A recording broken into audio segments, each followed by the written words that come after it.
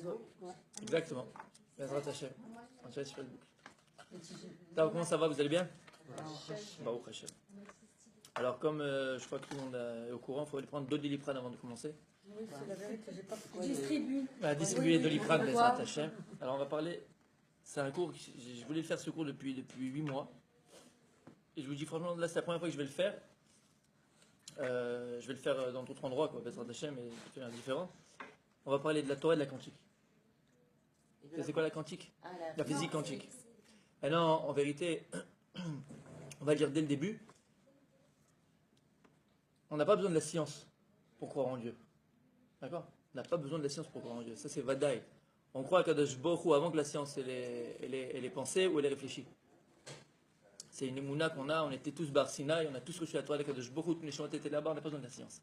Alors pourquoi parler de la quantique et de la Torah? Pourquoi? À ce moment-là, on n'a pas besoin de la physique quantique et de la Torah. Parce qu'au contraire, la base, c'est la émouna qu'on a à Kadosh Baruch Hu. On croit en Dieu. On est ma'aminim, bien ma'aminim. Maintenant, à Kadosh Baruch Hu, tout son honneur, c'est d'arriver aussi à comprendre comment il a créé le monde.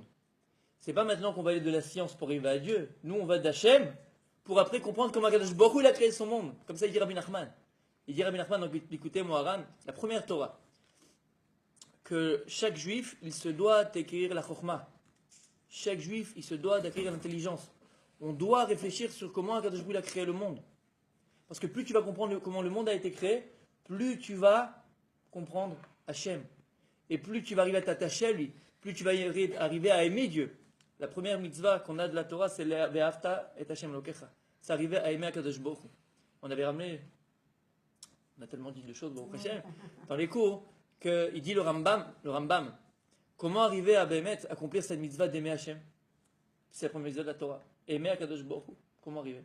Alors, il dit premièrement, à travers l'étude de la Torah. Lorsque tu vas étudier la Torah, les textes de la Torah, tu vas t'attacher à celui qui a donné la Torah, tu as la splendeur de la Torah, tu vas t'attacher à lui. Il dit une deuxième chose extraordinaire. Il dit à travers la nature. Lorsque tu vas contempler la nature, réfléchir sur la nature et voir les beautés de la nature, pas seulement les beautés, bien sûr, au niveau du regard, la contemplation, comme c'est beau vraiment, véritablement, mais la beauté de l'intelligence divine qui se trouve dans chaque chose, alors on va s'arriver à s'attacher Be'emet à Kadosh Baruch Hu. D'accord? Donc c'est le but du cours. C'est pas on va à la science pour... Non. C'est pour voir la splendeur, la grandeur, si on peut se mettre ainsi, comme ça c'est tout petit, mais la splendeur, la grandeur d'Akadosh Baruch Hu. Parce qu'il faut comprendre que la physique quantique, d'accord, ça a été une révolution. Alors avant de faire le rapport avec la Torah, on va voir en vérité que la Torah, elle en parle depuis des milliards et des millions d'années. Parce que la Torah, c'est Akadosh Baruch Hu, c'est que la Torah qui a créé le monde. On va d'abord essayer d'expliquer ce que c'est que la physique quantique. D'accord? Alors je ne suis pas un physicien, je ne suis pas un mathématicien, je suis loin d'être tout ça. Mais simplement, comme je vous ai dit tout à l'heure, je suis peut-être quelqu'un qui a envie de connaître Dieu et d'apprendre Dieu et de savoir Dieu. Alors quand tu as envie de connaître Dieu, tu le cherches même dans la nature, comme on vient d'expliquer. Donc tout ce que je vous dis, vous pouvez le retrouver partout. D'accord, il ne faut pas être racham. Tu rentres sur Google, tu rentres sur Wikipédia, tu rentres sur YouTube, tu rentres sur machin, c'est expliqué, il y a des conférences entières, j'ai écouté plein de conférences de grands physiciens d'ailleurs, d'accord, et c'est super intéressant, parce qu'en vérité, on va se rendre compte, Bezrat Hashem, que tout ce qu'on dit, c'est que la Torah. D'accord? Alors, c'est quoi la physique quantique? Quelqu'un sait c'est quoi la physique quantique? Vous avez entendu parler de physique quantique? Entendu parler. Jusqu'à 1925, après 1920-1925, les années 20, un petit résumé, d'accord, pour comprendre de quoi on parle. Hein. Dans les physiciens, la physique, on appelait la physique le déterminisme. C'est-à-dire, c'est quoi le déterminisme? C'est-à-dire qu'on ne voyait, on ne comprenait la physique que par des corps, c'est-à-dire que par la matière. Vous voyez un corps, pardon, tel qu'il était. Tu vois une table, tu vois une balle, tu vois un avion, tu vois une voiture, tu vois comme un corps. Lorsque l'on voyait, on comprenait la physique classique, on va appeler ça classique, et c'est le déterminisme, c'est-à-dire qu'on a compris qu'il y avait des lois dans la nature, et ça c'est vrai de toute façon. Il y a des lois, la loi de gravité, par exemple, d'accord, ça fait des lois de la physique. Maintenant, la physique classique, elle, ce qu'elle disait, pour appeler ça déterminisme, c'est qu'à partir du moment où tu connais une loi, alors tu peux prévoir. Par exemple, d'accord, on va donner un exemple tout simple. Si maintenant, je prends un projectile, j'ai quelque chose dans la main, je prends une balle par exemple, ok, je sais avec quelle force je l'envoie, d'accord, je calcule donc la vitesse, je calcule la force du vent, la gravité, je sais bidou où elle va tomber la balle. S'il n'y a pas une bourrasque qui va venir, mais on est dans une pièce fermée, je peux te dire exactement où la balle elle va tomber en fonction de la vitesse et de la gravité. C'est la physique. Donc c'est quoi? C'est le déterminisme. C'est qu'en vérité, tout est prédéterminé. Je peux tout calculer en vérité. Ça, c'est la physique classique. Dans les années 1920, ça a été une révolution. Révolution. C'est qu'on ne s'est plus intéressé maintenant au corps. Tu vois la table, tu vois la matière comme de la matière. Bon, on va s'intéresser à la physique quantique, on dit que c'est la physique des particules. C'est-à-dire que par exemple, une table est faite d'atomes, l'atome est fait d'électrons. Donc on va essayer de réfléchir sur le petit, au niveau micro, puis au niveau macro. On va se rendre compte que lorsqu'on va dans la quantique, lorsqu'on va dans la physique de la particule, dans le micro, les lois, elles sont complètement différentes. Alors que c'est la même chose qui compose la même chose. Comment c'est possible? Alors une table est faite d'atomes, l'atome se fait d'électrons. Donc c'est la table, c'est la table. Non. Dès que tu parles maintenant au niveau des particules, au niveau micro, on va se rendre compte que c'est complètement quelque chose de différent. Alors, qu'est-ce qui est différent et en quoi ça a transformé complètement la physique? Alors, écoutez bien, d'accord? Concentrez-vous. Concentrez-vous. Donc, on commencer par exemple, un atome, il est fait d'électrons, d'accord? C'est bon? Il y a un électron qui tourne autour. Ouais? C'est bon? Quoi? Vas-y. D'accord. Un atome, il est fait d'électrons. Ah, Katia?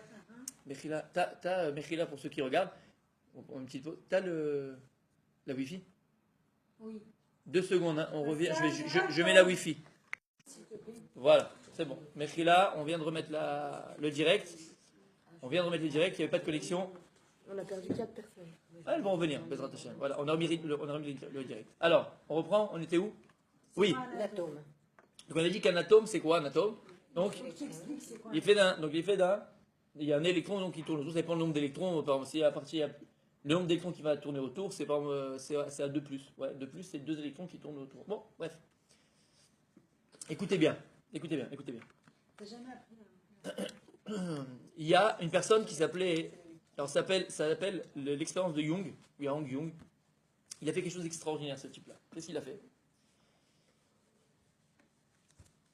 Alors, comme j'ai dit tout à l'heure, on pensait que la matière, d'accord? Donc, c'était de la matière. C'était de la matière. Et on pensait, par exemple, que la lumière, c'était de la lumière. C'est bon? Donc, la matière, c'est de la matière, la lumière, c'est de la lumière. Quelle différence entre la matière et la lumière? On va le dire tout de suite. La lumière, lorsque je la projette, d'accord? Elle va se comporter, c'est des photons, elle va se comporter, par exemple, comme des ondes. Si maintenant je jette une pierre dans l'eau, automatiquement, qu'est-ce que ça va faire? Des ricochets, mais c'est des ondes. D'accord? Il y a des ondes. La lumière, elle se diffuse comme des ondes. Alors on a fait comme ça. Il a fait une expérience. Il a pris maintenant, ok, des électrons. Il a pris des électrons. Il a mis devant lui une plaque avec 2 ouvertures. Ça va jusqu'à maintenant? Une plaque, 2 ouvertures. Il a mis une machine à électrons. Il a envoyé des électrons sur cette plaque-là, et de l'autre côté de la plaque, il y a un mur, bien sûr. D'accord? Si maintenant j'envoie les électrons, tous en même temps, boum, tous en même temps, donc les électrons ils passent par les 2 fentes, qu'est-ce que j'ai sur le mur? Pardon? J'ai 2 traits, à peu près, d'accord? J'ai 2 lignes. C'est bon? Non? Tu vois pas? Non, d'électrons, pas des photons, d'électrons. C'est bon ou pas encore? Non? C'est pas mathématique. C'est une machine à envoyer des électrons. D'accord? Une machine qui envoie des électrons. C'est bon? Les électrons, disons, c'est des petites billes. Ouais, c'est des billes. On va dire c'est des billes. Ok? Une machine qui envoie des billes. C'est bon? Maintenant, en face de cette machine, il a mis une plaque avec 2 fentes. Et derrière la plaque, bien sûr, il y a un mur. D'accord? Maintenant, quand il envoie des billes, tu envoies des billes, tac, tac, tac, tac, tu tires. Donc il y en a qui vont passer par les trous. Donc, qu'est-ce que tu vas avoir sur le mur comme image? Les trous. Un trait, tu as des fentes, tu as 2 fentes. C'est bon ou c'est pas bon? C'est bon, bien fait. C'est clair? C'est comme si maintenant je prends vous savez, dans les trucs de tennis pour s'entraîner, il y a la machine à balle de tennis. Imagine, je prends un truc de balle de tennis et les balles de tennis, je les peins en rouge. Et je tire avec la machine plein de balles, 1000 balles à la seconde. Tac, tac, tac, tac, tac, tac. Et j'ai devant moi encore une plaque avec 2 fentes et il y a un mur derrière. Tac, tac, tac, tac. Qu'est-ce que je vais avoir sur le mur? 2 fentes rouges. Parce que j'ai envoyé les balles, celles qui passent, en tout cas, elles vont former 2 traits. 2, puisqu'il y a 2 fentes. C'est bon? C'est bon. Si maintenant, écoutez bien, si maintenant, j'envoie des photons, les photons c'est de la lumière, avec une machine à lumière, une machine qui envoie de la lumière, avec la même expérience, avec 2 fentes sur une plaque et derrière un mur, Ok? Donc c'est des ondes. Les ondes, c'est pas comme des balles, comme des billes. Quand elle passe, elle fait comme ça, non? Elles font, en fait, elles se rejoignent derrière. Ouais, Donc ça fait comme. Quand elle passe à fente, elle s'ouvre. Donc elles se rejoignent. Ça fait donc des ondes. Et donc lorsque maintenant ça va donner une image sur le mur, qu'est-ce que ça fait? Tout le mur, il est pas. Ça fait. Non. Ça fait quoi? Ça fait lumière, obscurité. Lumière, obscurité. Lumière, obscurité. Puisque c'est des ondes. Lorsque ça tape le mur, d'accord? C'est le ricochet entre guillemets de cette lumière-là qui fait que j'ai un côté lumière, un côté lumière, obscurité, lumière, obscurité, lumière, obscurité, lumière, obscurité. Ça va, c'est bon? D'accord? C'est des ondes, d'accord? Les ondes, ça me fait une fresque. Ça me donne une fresque. D'accord? Essayez de vous l'imaginer. Ok. Donc des billes, si j'envoie dans une fente, donc les électrons, je vois dans une fente, ça me fait deux traits clairement, deux traits. Si j'envoie de la lumière, par exemple, ça me fait des ondes, donc j'ai une fresque. Une fresque de lumière, une fresque d'obscurité, lumière, obscurité. C'est bon pour l'instant, chérie? Magnifique. L'expérience de Jung, c'est quoi? Écoutez bien, écoutez bien. L'expérience de Jung, c'est quoi? C'est que lui, il a fait quoi, hein? Il a pris maintenant, lui, d'envoyer les électrons en même temps. Il va envoyer un électron par un électron. Donc, il envoie une bille par une bille. Il n'envoie pas tous en même temps. Une bille par une bille.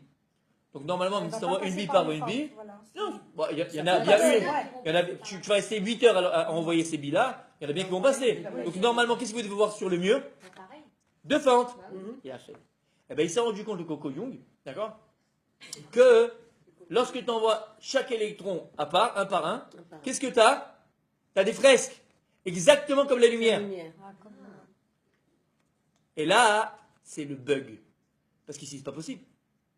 Si maintenant j'envoie une bille, une par une, j'en pas tout en même temps, non. Une par une, et qu'il y a deux fentes, pour me donner des fresques, il faut obligatoirement, avoir de la lumière. Non, obligatoirement, que la bille, ou donc l'électron, passe par les deux fentes en même temps. Mais c'est pas possible, j'en envoie qu'un. Et un par un. Premièrement, et deuxièmement, comment c'est possible que maintenant l'électron c'est de la matière? Elle réagit comme de la lumière. C'est bon? Jusque-là, Katia a compris? Vous avez compris? Donc maintenant on a compris que quoi? Et c'est ça la physique quantique. Elle a révolutionné la physique. C'est que dans chaque matière, il y a de la lumière. Chaque matière contient de la lumière. Au niveau macro, tu vois ça comme de la matière, comme du solide. Mais en vérité, la matière, c'est de l'énergie. Puisqu'au niveau micro, c'est des électrons. Et les électrons, en vérité, ils se comportent comme de la lumière. Donc dans chaque matière, il y a de la lumière. Retenez bien ce qu'on dit, parce que vous allez voir, j'aime que ce qu'est dit la Torah depuis le départ. D'accord? C'est bon. Non, mais c'est bon là. Oui, non, bon, si tu dis que c'est compliqué, tu vas dire je ne peux pas comprendre. C'est pas compliqué. Moi, si moi, qui ai vraiment un petit cerveau, j'ai pu le comprendre, alors imagine quand tu es intelligent, tu peux le comprendre. Je suis pas du tout intelligent, moi. Non, mais maître. C'est bon? C'est bon? Ok. C'est bon jusque-là? Donc, premièrement, grâce à l'expérience de Jung, on a vu que quoi? Que dans chaque matière, il y a de la lumière. Mais après, il est devenu fou. Pourquoi? Parce que lorsqu'on envoie un par un, donc ça réagit comme de la lumière, et plus que ça, on a une fresque. On devrait avoir deux traits, deux fentes, comme les deux fentes. C'est pas normal. Alors il s'est dit, c'est pas possible. Donc la seule explication, entre guillemets, c'est quoi? C'est que l'électron, avant d'arriver, il se dédouble. Mais tu peux pas te dédoubler, il n'est pas Superman. Il peut en avoir deux, j'en avais qu'un. Qu'est-ce qu'il a fait, le coco? Alors aujourd'hui, on a en plus des instruments de mesure beaucoup plus importants qu'à l'époque. Donc on a voulu essayer d'observer qu'est-ce qui se passe au moment où l'électron il est lancé, d'accord? Et où il va passer les fentes. Est-ce qu'il se dédouble? Est-ce qu'il fait quoi? Il fait quoi? Il passe par derrière, il passe par en haut, il fait quoi l'électron? Écoutez bien. On met une caméra, écoute bien Chirel, tu veux dire femme. C'est ça la folie de la physique quantique.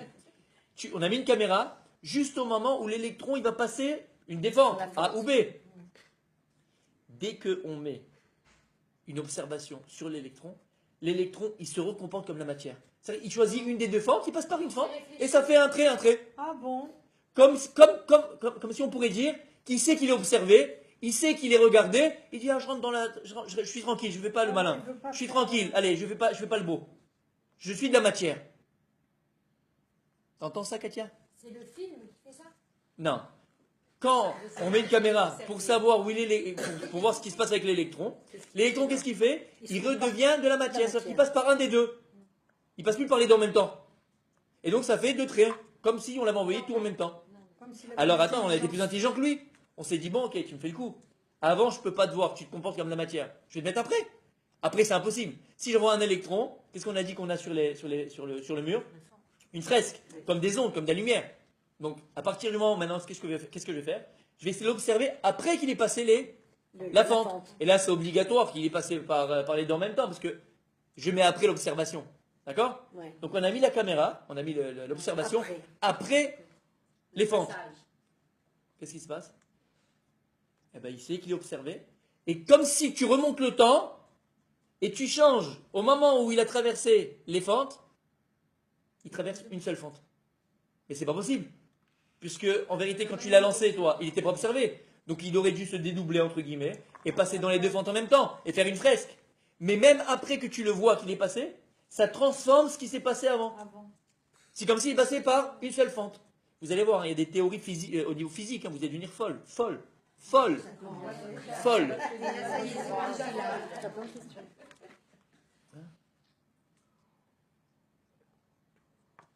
On va répondre à toutes ces questions, Bezrat Hashem. Écoutez bien, c'est extraordinaire. C'est un truc de fou. Vous avez compris le Inyan? Donc on reprend, d'accord, juste pour résumer. Donc grâce à cette expérience de Jung, on a compris une chose. La physique quantique, c'est une révolution déjà. Révolution. Les physiciens ne l'expliquent pas. Ils te disent c'est une réalité, c'est une équation, mais on ne sait pas comment ça marche, on ne l'explique pas. Parce que déjà on a remarqué que quoi? Donc chaque matière, il y a de la lumière. Alors qu'avant, on pensait que la matière, c'était la matière, donc c'était déterminé. D'accord? Et deuxièmement, et c'est une des caractéristiques de la physique quantique, ça s'appelle la superposition. C'est quoi la superposition? En vérité, donc, ce qu'on on a dit au début du cours, c'est qu'en vérité, un électron, il se trouve partout au même moment. Toi, tu le vois à un endroit précis, mais en vérité, il se trouve partout. Lorsque tu envoies un électron chez elle, et qu'il y a les fentes, en vérité, il passe par les deux fentes en même temps, au même moment, mais le même électron. Comment c'est possible? Il est partout. Et on te dit maintenant, et c'est une équation physique, qu'un électron, écoutez bien, on pense que l'univers il est vide. L'univers il est que rempli. Parce qu'un électron il remplit tout l'univers. Puisque ça s'appelle la superposition. C'est-à-dire qu'un atome, il peut être dans deux états différents au même moment. Un atome, il peut être vivant et mort au même moment. C'est d'ailleurs je ne vais pas en parler maintenant parce que c'est d'ailleurs l'expérience avec le chat de Schrödinger, là. Il y a un chat, il avait dit, si on mettait un chat dans une boîte, d'accord, on mettait un chat dans une boîte, on mettrait là-bas on va dire un atome qui exploserait, qui casserait une petite capsule, qui mettrait du venin, qui mettrait du venin ou du poison dans la boîte, ok. En vérité, à ce moment-là, parce que l'atome, soit l'atome il est vivant, soit l'atome il n'est pas vivant, soit l'atome il est là, soit l'atome il n'est pas là, soit l'atome il explose, soit il n'explose pas. Donc en vérité, soit le chat dans la boîte il sera mort, soit il n'est pas mort. Mais on ne peut pas le voir, parce qu'à partir du moment où tu observes, l'atome il se comporte comme un gentil, on ne peut pas savoir ce qu'il fait. Quand tu l'observes, il devient fou, il se dédouble. Il est partout à la fois, mais quand tu l'observes, il prend un seul macom, une seule place. Et c'est ça la folie de la quantique. Ça la folie de la quantique. C'est que c'est une réalité. Tout ce qu'on a aujourd'hui, hein, les lasers, tout ce qu'on a dans la médecine aujourd'hui, tout ce qui existe au niveau technologique, ça vient de la physique quantique. Donc on utilise la physique quantique, mais on ne la comprend pas. Ça nous dépasse. Ça nous dépasse. Comment c'est possible un même électron, il peut être à des endroits différents au même moment? C'est l'oyacholiot. Parce que nous, on est, malheureusement, ou heureusement, ou malheureusement, limité par notre corps. Et nous, on ne peut jamais arriver à comprendre qu'on peut être nous-mêmes au même moment à deux endroits différents.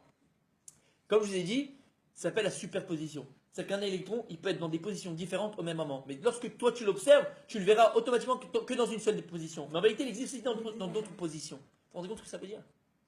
Alors j'ai vu dans YouTube, il y avait une vidéo très très très bien faite où il te montrait en vérité que lorsque par exemple, tu joues au basket, en vérité, toi tu vois la balle à cet endroit-là, mais la balle en vérité, elle est partout dans le terrain. Si la balle est faite d'électrons. Donc en vérité, la balle, elle peut être partout dans le terrain. Vous comprenez ce que je suis en train de dire là? C'est un truc de dingue. Donc qu'est-ce qui va fixer une chose? Et qu'est-ce qui... Voilà, mais c'est ça. C'est ça. Ça paraît inimaginable et ça paraît quelque chose qui nous dépasse. Ça s'appelle la physique quantique. Mais on pourrait en parler jusqu'à demain matin et faire 2 heures de conférence sur la physique quantique, mais ce n'est pas le but. Moi, je vous donne les grandes lignes pour essayer de comprendre maintenant et voir, Bezrat Hashem, que la Torah, elle en parle, Bichlal, on va voir, elle en parle. On va voir ensemble, Bezrat Hashem, qu'est-ce que ça veut dire au niveau Torah, cette physique quantique. D'accord? Mais juste pour, encore une fois, que vous ayez bien ça dans la tête, donc la physique quantique, c'est ce qu'elle dit encore une fois. On s'est rendu compte que dans chaque matière, il y a de la lumière, puisqu'elle se comporte comme de la lumière. Et que, j'ai dit quoi au début? Chaque matière, il y a la lumière et la superposition, comme on l'a dit. Ouais. Il y a la superposition des électrons. C'est-à-dire qu'il y a même moments à des endroits différents. Il y a eu plein d'autres expériences qu'on a fait aujourd'hui qu'on fait des expériences extraordinaires. C'est des trucs de fou.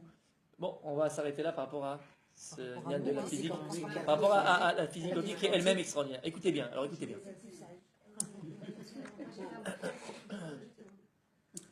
À ce niveau-là de la physique quantique, à ce niveau-là de la physique quantique, pour essayer de l'expliquer comment ça marche, aucun physicien aujourd'hui n'a pu arriver à l'expliquer. On n'a pas réussi à l'expliquer. L'expliquer au niveau. Maintenant, il y a eu des physiciens qui étaient aussi philosophes, d'accord, et qui ont essayé d'émettre des hypothèses ou des philosophies. Comment est-ce que c'est possible? Qu'est-ce qui va maintenant alors nous fixer la chose? Puisqu'un électron, il peut être à n'importe quel endroit différent. Alors, tu veux parler de téléportation. Je me suis renseigné, j'ai regardé. Il y a eu une université très cotée. Moi, je ne sais pas, des enfants à l'école. Une grande université à Genève, d'accord, qui travaille aujourd'hui sur la téléportation. Aujourd'hui, on arrive entre guillemets à le faire pour les messages codés. Pourquoi on arrive à cloner? Pour les messages, non, c'est autre chose. Ça, c'est par rapport à l'ADN. C'est l'ADN. Non, il faut physique. Niveau physique des électrons. Aujourd'hui, les messages, qu'est-ce qu'il s'agit de faire? C'est que les messages secrets qui se passent entre les pays et même dans les services secrets, ok, ce n'est plus des messages comme on a aujourd'hui, mais c'est des messages à partir de la physique quantique. Parce qu'en vérité, qu'est-ce que tu peux faire? Puisque maintenant la matière, c'est la lumière, mais donc c'est de l'énergie, donc elle se trouve partout. Puisque l'univers entier, on a dit qu'un électron, il remplit tout l'univers. D'accord? Un électron remplit tout l'univers. Donc en vérité, il est partout. Donc si tu arrivais, entre guillemets, à prendre cette matière, d'accord, et qu'entre guillemets la désintégrer, c'est même pas la désintégrer, tu pourrais la faire passer dans un autre endroit, puisque cet électron existe aussi dans un autre endroit. C'est ça la téléportation. Mais elle existe partout. Vous comprenez ce que ça veut dire? Elle existe partout. Chose importante de la quantique que je n'ai pas dit juste avant, qui est très intéressant, c'est que on s'est rendu compte qu'à partir du moment où on a pris deux atomes, on les a liés ensemble, on les a associés, à partir du moment où tu les dissocies, tu prends l'un et tu le mets au fin fond de l'univers. Tu le mets à 300 milliards de kilomètres de lumière, d'années-lumière de l'atome que tu as sur Terre. Si je prends cet atome-là, et par exemple, je sais pas moi, je le peins en rouge, il devient rouge là-bas celui-là. Si maintenant je le tourne à droite, l'autre il se tourne à droite. Mais quel rapport? Il est à 3 milliards. Non, parce que tu les as associés une fois. À partir du moment où tu associes deux atomes, ils sont liés pour la vie, Kavichol. Même à 300 millions de kilomètres, tu feras à l'un, l'autre le ressentira automatiquement. C'est physique, hein, c'est physique, c'était des expériences physiques. D'accord? Physiquement parlant. C'est un truc de fou. On est d'accord? Attends, on va voir plus que ça. Donc comme j'ai dit, il y a certains philosophes qui ont voulu dire quoi? Alors qu'on voulu expliquer, ils ont dit par exemple que qu'est-ce qui va fixer alors la réalité? Parce qu'en vérité, alors il n'y a plus de réalité. Quelle est la réalité que je vois? La réalité elle est peut-être pas celle que je vois. Alors attends, il y en a qui ont voulu dire qu'en vérité, non, on vit une réalité, et qu'est-ce qui fixe notre réalité? C'est notre conscience. La conscience de l'homme va fixer notre réalité. Alors on va voir ce qu'elle dit la Torah par rapport à ça, d'accord? Il y en a d'autres, c'est des physiciens, hein, c'est les gars, c'est pas des types qui sont en train de... D'accord, de se piquer. Ils se piquent pas les gars, hein, d'accord? Ouais, c'est des physiciens. Celui qui dit ça, c'était, je l'ai vu, il s'appelle un très grand physicien, il s'appelle Veil, un truc comme ça. D'accord, il dit aussi que la conscience. Un autre, c'est un physicien aussi, lui il dit qu'en vérité, non, il y a des mondes parallèles. Je te dis qu'il y a des mondes parallèles. C'est-à-dire que toi maintenant, en vérité, quand tu décides une chose, ben, il y a ton autre toi qui décide autre chose, mais tu peux pas le vivre parce que toi tu vis ce que tu vis là maintenant. Tu n'as pas conscience que tu vis pas. Mais l'autre n'a pas conscience que tu vis. Tu peux être ici, toi peut-être tu es ailleurs aussi. Ça, c'est ce qu'ils disent les physiciens, encore une fois. D'avoir déjà vu quelque chose. Non, on va ce que j'ai à Torah. Moi, je dis ce qu'ils disent maintenant les physiciens, d'accord? Voilà comment ils essaient d'expliquer parce qu'ils ne l'expliquent pas. Ils n'arrivent pas à le comprendre. Lui, Einstein, par exemple, Einstein, il dit que en vérité, on ne comprend rien à la physique quantique. On a juste le petit bout. Et quand on aura vraiment tous les éléments, on comprendra en vérité que c'est logique et il y a une logique à tout ça. Comme ça, il dit Einstein. Il ne faut pas rentrer dans le 7e dimension et des trucs de grand-mère. Lui, comme ça, il dit. Bon, ça, c'est Einstein. 7e dimension, c'est pas grand-mère. Hein. D'accord. Non, mais on a compris. Non, Alors, écoutez bien. Ceci. Oui. Dans la Torah, il y a eu une époque, des cours de chez Dov, je ne sais pas qui c'est qui se rappelle, où je ne saurais pas te dire à quelle époque exactement, les Tanaïm, Ouais. et ben, ils arrivaient pas forcément, ça s'appelait pas se téléporter, mais ils voyaient une situation à un endroit alors qu'ils étaient à un autre endroit. Alors, Et il la voyait. Alors, il a fait, mais on y est dedans, voilà, on va voir tout ça. Donc, Il a fait mal. il nous racontait des histoires et nous, ça nous paraissait toujours... Complètement hilarant, comment c'est possible, ouais, il a fait ceci, il a fait ce miracle. Voilà, à Il a chaque fois fait qu'il nous meurtre. racontait, on se regardait, on dit, bon, ça va, on est dans, C'est bon, quoi. on est dans un... Star Trek, truc, quoi. Star Trek. Ouais. Il a fait, et on va comprendre. Exactement. Et ça, c'est la physique quantique. Vous pouvez rentrer sur YouTube, sur Google, sur ce que vous voulez, le regarder tout seul, ça dure des heures. Moi, je l'ai fait vraiment de manière le plus concentrée pour qu'on comprenne de ce qu'on parle. D'accord? Et comme j'ai dit, ce qui nous intéressait le plus, c'est ce que je viens de dire maintenant, que dans chaque matière, il y a de la lumière. Deuxièmement, la superposition qu'un électron, il se trouve partout en vérité. Donc la chose se trouve partout. Un électron remplit tout l'univers. Imaginez ce que ça veut dire. Et troisièmement, on avait dit aussi qu'à partir du moment où tu as lié deux atomes, Ils sont unis. Ils sont unis pour la vie. pour la vie. Ce que tu feras un là, l'autre se ressentira et sera aussi transformé comme l'autre. D'accord? Écoutez bien. On dit toutes les fêtes, et même on le dit dans la tfila. Hachem ou Elohim. Hachem ou Elohim. Hachem ou Elohim. On le crie à Kippour. Hachem ou Elohim. Hachem ou Elohim. D'accord? Parfait. Bon. Alors, toi, tu es à la synagogue, tu viens, tu vois les gars, ils sont en train de dire Hachem ou Elohim. Dieu c'est Elohim. Dieu c'est Elohim. Super, les gars. Vous avez un safer, vous avez un doute que Dieu c'est autre chose qu'Elohim, tu vois? Non? Hachem ou Elohim. Ben oui, Hachem c'est Elohim. Alors c'est quoi? Ben, Dieu c'est tout. Qu'est-ce qu'on vient? On dit Hachem ou Elohim. Hachem ou Elohim. Oui? C'est bizarre dans ce qu'on fait. On proclame que Dieu c'est Elohim. Mais voilà que Dieu c'est Elohim. Il n'y en a pas d'autre. Il n'y a que un. Kadosh Baruch Hu Melech Malchei Amlachim. Alors qu'est-ce qu'on dit quand Hachem ou Elohim? Oui? On affirme. T'avais un doute, toi. Non, T'es le jour de Kippour, tu demandes pardon à Hachem, t'es là, tu veux, mais. Bon, j'ai un doute. Alors c'est quoi Hachem ou Elohim? Chas v'shalom, on n'a pas de doute. Et lama. Alors là maintenant, accrochez-vous. Écoutez bien. Peut-être, c'est pas qu'on a des doutes, c'est qu'on veut proclamer. Ce qu'elle a dit Viviane. Bon. On va voir. C'est beaucoup plus. Il a fait, bon, il faut proclamer ça. On va voir que c'est beaucoup plus profond que ça. 7 fois. Hein? 7 fois le sort de Ouais. Écoutez bien. On a parlé de ces notions-là même la semaine d'avant, qu'on a fait le cours d'avant, d'accord? On va revenir sur ces notions-là pour qu'on arrive à comprendre et rajouter, pour comprendre ce qu'on va dire. On dit dans la Tfila, lorsqu'Akadosh Baruch Hu il a créé le monde, on dit Chokma asita. Akadosh Baruch Hu il a créé le monde Chokma, avec intelligence. Et c'est pour ça qu'on se permet d'essayer de comprendre comment Hachem il a créé le monde. Chokma asita. Hachem il a créé le monde Chokma. Si Akadosh Baruch Hu, Kaviachol c'est fatigué, il ne se fatigue pas du mais. Il va créer le monde Chokma avec intelligence. Alors c'est pas pour que nous on soit là comme ça. Et puis on se dit, le soleil se lève à l'ouest, il se couche à l'est. D'accord? Bon, ça, voilà. Non, c'est pour que tu comprennes. Il y a une chokhma, il y a une intelligence divine dans chaque chose. Et Bezrat Hashem, tout ce qu'on va dire maintenant, on va essayer de le ramener à nous dans la vie de tous les jours. Parce que c'est bien beau, Chirel, comme je suis d'accord avec toi, la physique quantique, tout ceci, tout cela, il a fait, après que ça va changer dans ma vie à moi. Et tu vas voir, normalement, Chirel, que ta vie va changer, elle va être transformée complètement. Complètement. Écoute bien. Écoute bien.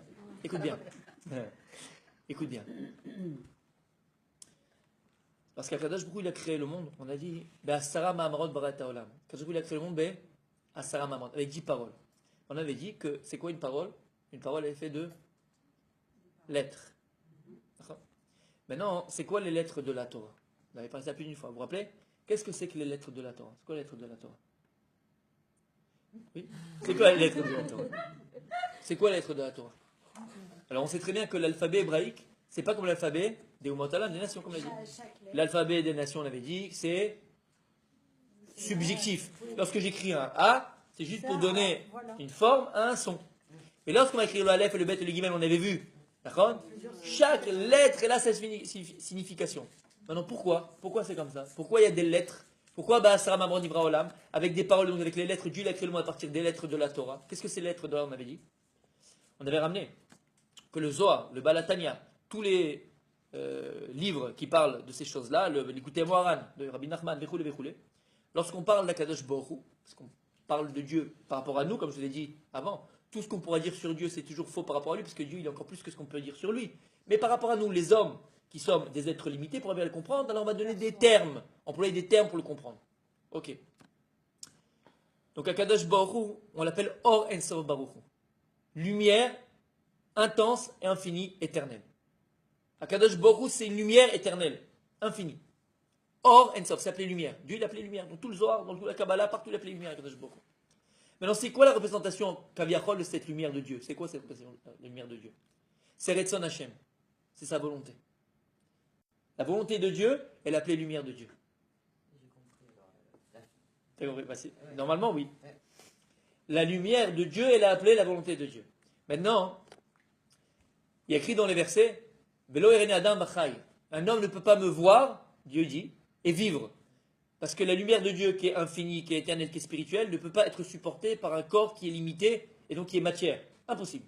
Donc, Akadosh Baruch Hu, Berov Chasdo, avec une grande bonté, il va vouloir se dévoiler à l'humanité et donc à l'homme. Qu'est-ce qu'il va faire Akadosh Baruch Hu? Qu'est-ce qu'il va faire Akadosh Baruch Hu? Ça s'appelle Tzimtzum. C'est quoi Tzimtzum? Tzimtzum Ha'or. Dieu, il va rétracter Kaviachol, sa lumière. Il va rétracter sa lumière. Donc rétracter sa volonté. Pour que nous, encore une fois, les humains, nous puissions avoir une compréhension de ce qu'il veut et de ce qu'il veut se montrer à nous. Maintenant, cette rétraction de la lumière divine, elle passe par les 10 sphérotes. C'est quoi les 10 sphérotes? Les 10 sphères. Les 10 sphères, qui sont de Keter le plus haut, jusqu'à Malchut. Malchut, c'est notre Olam Hazé, le monde matériel. D'accord? Maintenant, c'est comme si c'était des filtres. C'est des mondes qui vont filtrer la lumière divine. Plus nous allons descendre de monde, dans les 10 sphérotes, dans les 10 sphères, moins le Dieu il est dévoilé. Et donc plus Dieu il est caché.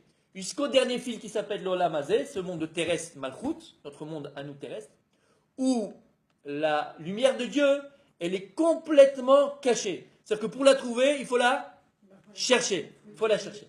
D'accord? Maintenant, la matérialisation, ils disent les Chachamim, la matérialisation de la lumière divine, donc de la volonté divine, elle a pris forme dans les lettres de la Torah. Les lettres de la Torah, les lettres hébraïques, on les appelle les kelim. On les appelle des ustensiles, des réceptacles, qui vont être capables, chacune, de recevoir de manière mesurée par Dieu cette lumière divine, et donc cette volonté divine. Et la lettre qui va recevoir cette lumière divine, sa forme va représenter la volonté divine que Dieu veut dévoiler dans le monde. Donc là, j'ai le Aleph il a pris la forme de la lumière divine qu'il contient, et donc de la volonté divine qu'elle contient. Et donc Akadosh Baruch Hu, ainsi pour le Bet, le Gimel, le Dalet. Et lorsqu'Akadosh Baruch Hu va se dévoiler à l'humanité, il va donner la Torah, qui est la Torah, un enchaînement de lettres, de mots, de phrases, de chapitres et d'histoires. Mais, et là écoutez bien, il dit le Zohar, il dit les Chachamim, que toute la Torah Kula, depuis le Bet jusqu'au Lamed de l'Enekol Israël de Zezot Aberacha, la première lettre c'est le Bet de la Torah, le dernier c'est Lamed, Lev, c'est le cœur. C'est pour le cœur qu'on fait la Torah, il faut aller la voûte, faire la Torah Be'ava, le Simcha. Bet et Lamed, d'accord? Toutes les lettres de la Torah, tu vas depuis Bereshit jusqu'à la fin de la Torah, ce sont que des noms divins. Maintenant, on ne les voit pas, parce que nous, on a Bereshit Bar Elohim. Mais en vérité, tu pourrais décomposer la Torah d'une certaine manière où tu verrais que des noms divins. Ce ne sont que des noms divins. Donc que Dieu lui-même. C'est bon jusque-là? Bien fait. Donc déjà, on comprend que la Torah, c'est beaucoup plus puissant, si on pourrait se mettre ainsi, que ce qu'on pourrait y croire. C'est pas seulement des sipurim, c'est pas seulement des histoires qui se sont passées, on est dans l'histoire extraordinaire de Rivka. De couper différemment les mots. Et les Mekoubalim, ils le savent. Les Mekoubalim, ils savent à quoi ça correspond. Ils savent de couper le mot. Il y a même le Ramban, dans Bereshit, celui qui va aller voir, le Ramban dans Bereshit, là-bas, il ramène et il te met juste le premier pasouk, et il te découpe et il te montre comment le premier pasouk, ça correspond au nom divin. C'est un truc de fou. D'accord? Mais ça, c'est vrai que toute la Torah Kula. C'est bon jusque-là? Donc si on a compris que les lettres, c'est bon ça, Echirel. Si on a compris que les lettres de la Torah, ce sont des ustensiles. C'est quoi? Des kelim, qui contiennent en elles la lumière divine qui est le Retzon Hashem. Donc en vérité, on a compris que quoi? Qu'Akadosh Baruch Hu, pour se dévoiler, pour qu'on ait une compréhension Kaviachol de lui, le seul moyen qu'on a, c'est à travers la Torah. Parce qu'en réalité, lorsque tu t'attaches à la Torah, tu t'attaches à la lumière divine, et donc à la volonté de Dieu, et donc à Dieu lui-même. C'est pour ça qu'ils disent les Chachamim, la Torah et Dieu, c'est un. Parce que, si on pourrait se mettre ainsi, la Torah, ce serait le miroir de Dieu. On dit aussi, la Torah, Israël et Dieu, c'est un. Parce qu'on sait que chaque juif, le Shoresh Hayeshama, la Shoresh Hayeshama, il a sa lettre dans la Torah. Et si je comprends que la lettre de la Torah, c'est Dieu lui-même, et que la lettre, c'est toi aussi, donc toi, tu fais partie de Dieu. Dieu, la Torah et Israël, c'est un. Israël, tu parles de Israël. Juif. Israël. En Israël, chaque juif au niveau pratique, on a tous notre lettre dans la Torah, Shoresh Nishmato, dans la Torah. D'accord? Donc si on a compris ce qu'on vient de dire maintenant, quelque chose d'extraordinaire, c'est quelque chose d'extraordinaire. Alors on va comprendre. C'est quoi lorsqu'on dit Hachem ou Elohim? Hachem ou Elohim? Hachem ou Elohim? On avait dit que Dieu, il n'a pas de nom. Alors pourquoi Dieu, il a des noms? On dit Hachem, Elohim, Shakai, Kel, Bechoulé. Non, on a dit c'est pas pour à nous. Pour essayer d'arriver à comprendre Dieu, comment il se comporte dans certaines situations. Alors Hachem va donner des noms pour qu'on comprenne. Là, Elohim, c'est le djinn, par exemple, en général. Kel, c'est la Rachamim. Bechoulé, Bechoulé. Maintenant, lorsqu'on a le Yudke Vavke, c'est quoi le nom Yudke Vavke de Dieu? Vous savez qu'on ne prononce pas le nom Yudke Vavke.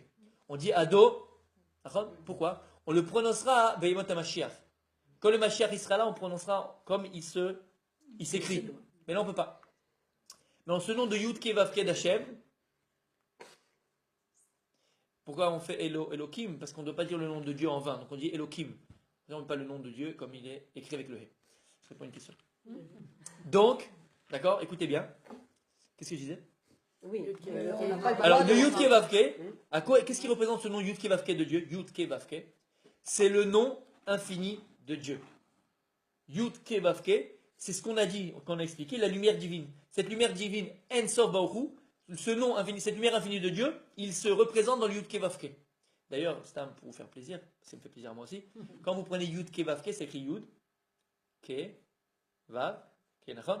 On avait dit que le He, c'est quelle lettre rappelée? He, c'est Yud et Dalet. D'accord? Lorsque tu prends Yud Ke Vav Ke, ça fait Yud. Tu laisses le Ke, Vav, et tu enlèves le He, tu le fais en Dalet Yud. Ça fait quoi? Yehudi. Yehudi. Parce que le juif, il est inscrit dans Dieu. Parce que l'homme, il est fait de quoi? Il est fait d'un corps et d'une âme. Et c'est quoi l'âme qu'on a? C'est Chelek Elokim Ima'al. C'est une parcelle divine. C'est une parcelle divine. C'est une parcelle de Dieu lui-même. On va tout, si Dieu veut, essayer de rattaché. Donc si on a compris que Yud Kevavke, c'est le nom infini de Dieu. Yud Kevavke, c'est le nom infini de Dieu.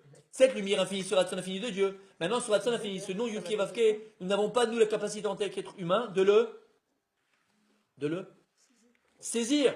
C'est impossible, puisqu'il est infini, nous sommes encore finis. Qu'est-ce qu'il va faire Kadosh Baruch Hu? Il va prendre cette lumière divine, Kaviachol, on a dit, il va la rétracter. Il va la rétracter dans quoi? Dans les lettres. Elohim. Bereshit bara Elohim. Avec quel nom Dieu il a créé le monde? Bereshit bara Elohim. C'est quoi le nom Elohim? Elohim c'est le djinn, mais c'est quoi? On dit c'est Manspar. C'est que dans l'alphabet hébraïque, il y a les lettres finales. Oui? Alors, les lettres finales, elles sont comptées et elles ne sont pas comptées. Parce qu'il y a 22 lettres en vérité dans la Torah, mais il y a des lettres finales.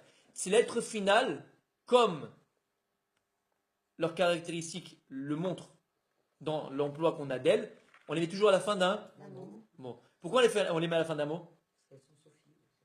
Parce que c'est elle qui coupe, c'est elle qui limite. Si tu enlèves la lettre sophite, c'est du charabia, ça serait une continuité. Manspar, c'est Gvurot. C'est quoi les Gvurot? C'est Elohim. Ce sont des lettres qui limitent.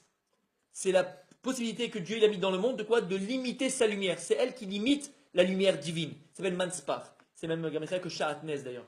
C'est les lettres, c'est les lettres Shahatnez, c'est ces lettres-là. Bon, bref. T'as compris Katia ce qu'on est en train de dire là? Ouais, non, mais Shahatnez, Ouais, c'est pas grave. Mais là, t'as compris ce qu'on a dit? Que la lettre finale, c'est elle qui limite. C'est les Gvurot, c'est elle qui limite. Donc c'est elle qui limite cette lumière divine. C'est bon jusque-là? Bien fait. Donc Bereshit bara Elohim.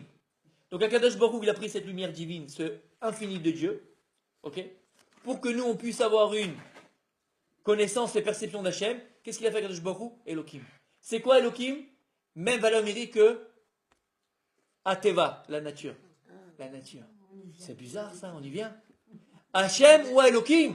Dieu, qui est Yud Kevavke, qui est la lumière infinie, elle est quoi? Elle est la nature. Elohim. Elohim, Ateva, c'est la nature.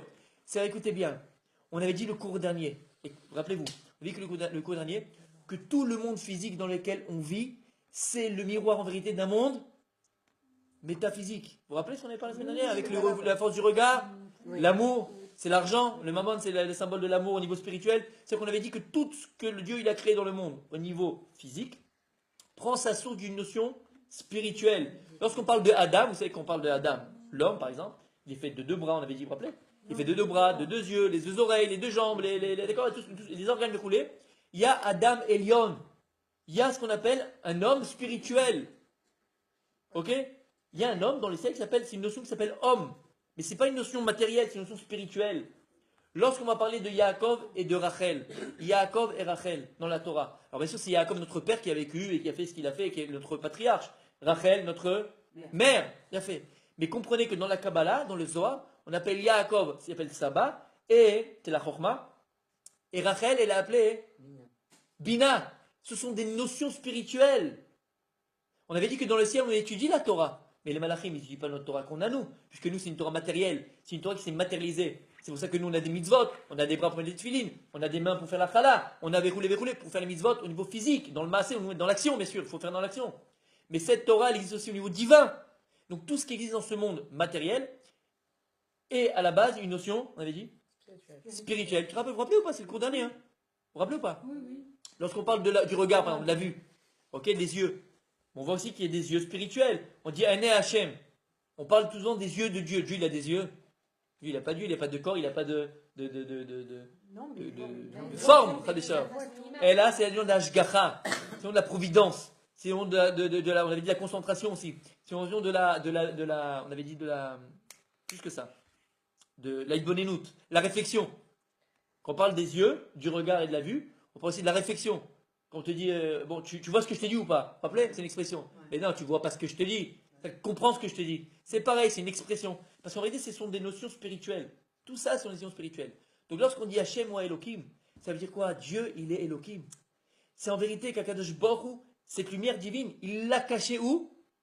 Dans la nature. Et si on comprend que le monde physique dans lequel on vit, c'est simplement le miroir d'un monde métaphysique, donc si tu comprends comment ce monde physique il marche, alors tu comprends comment le monde métaphysique il marche. Et si tu comprends, vice versa, comment le monde métaphysique il marche, tu comprends aussi comment le monde physique il marche. Parce qu'il est complètement et entièrement imbriqué l'un dans l'autre. C'est le miroir du monde métaphysique.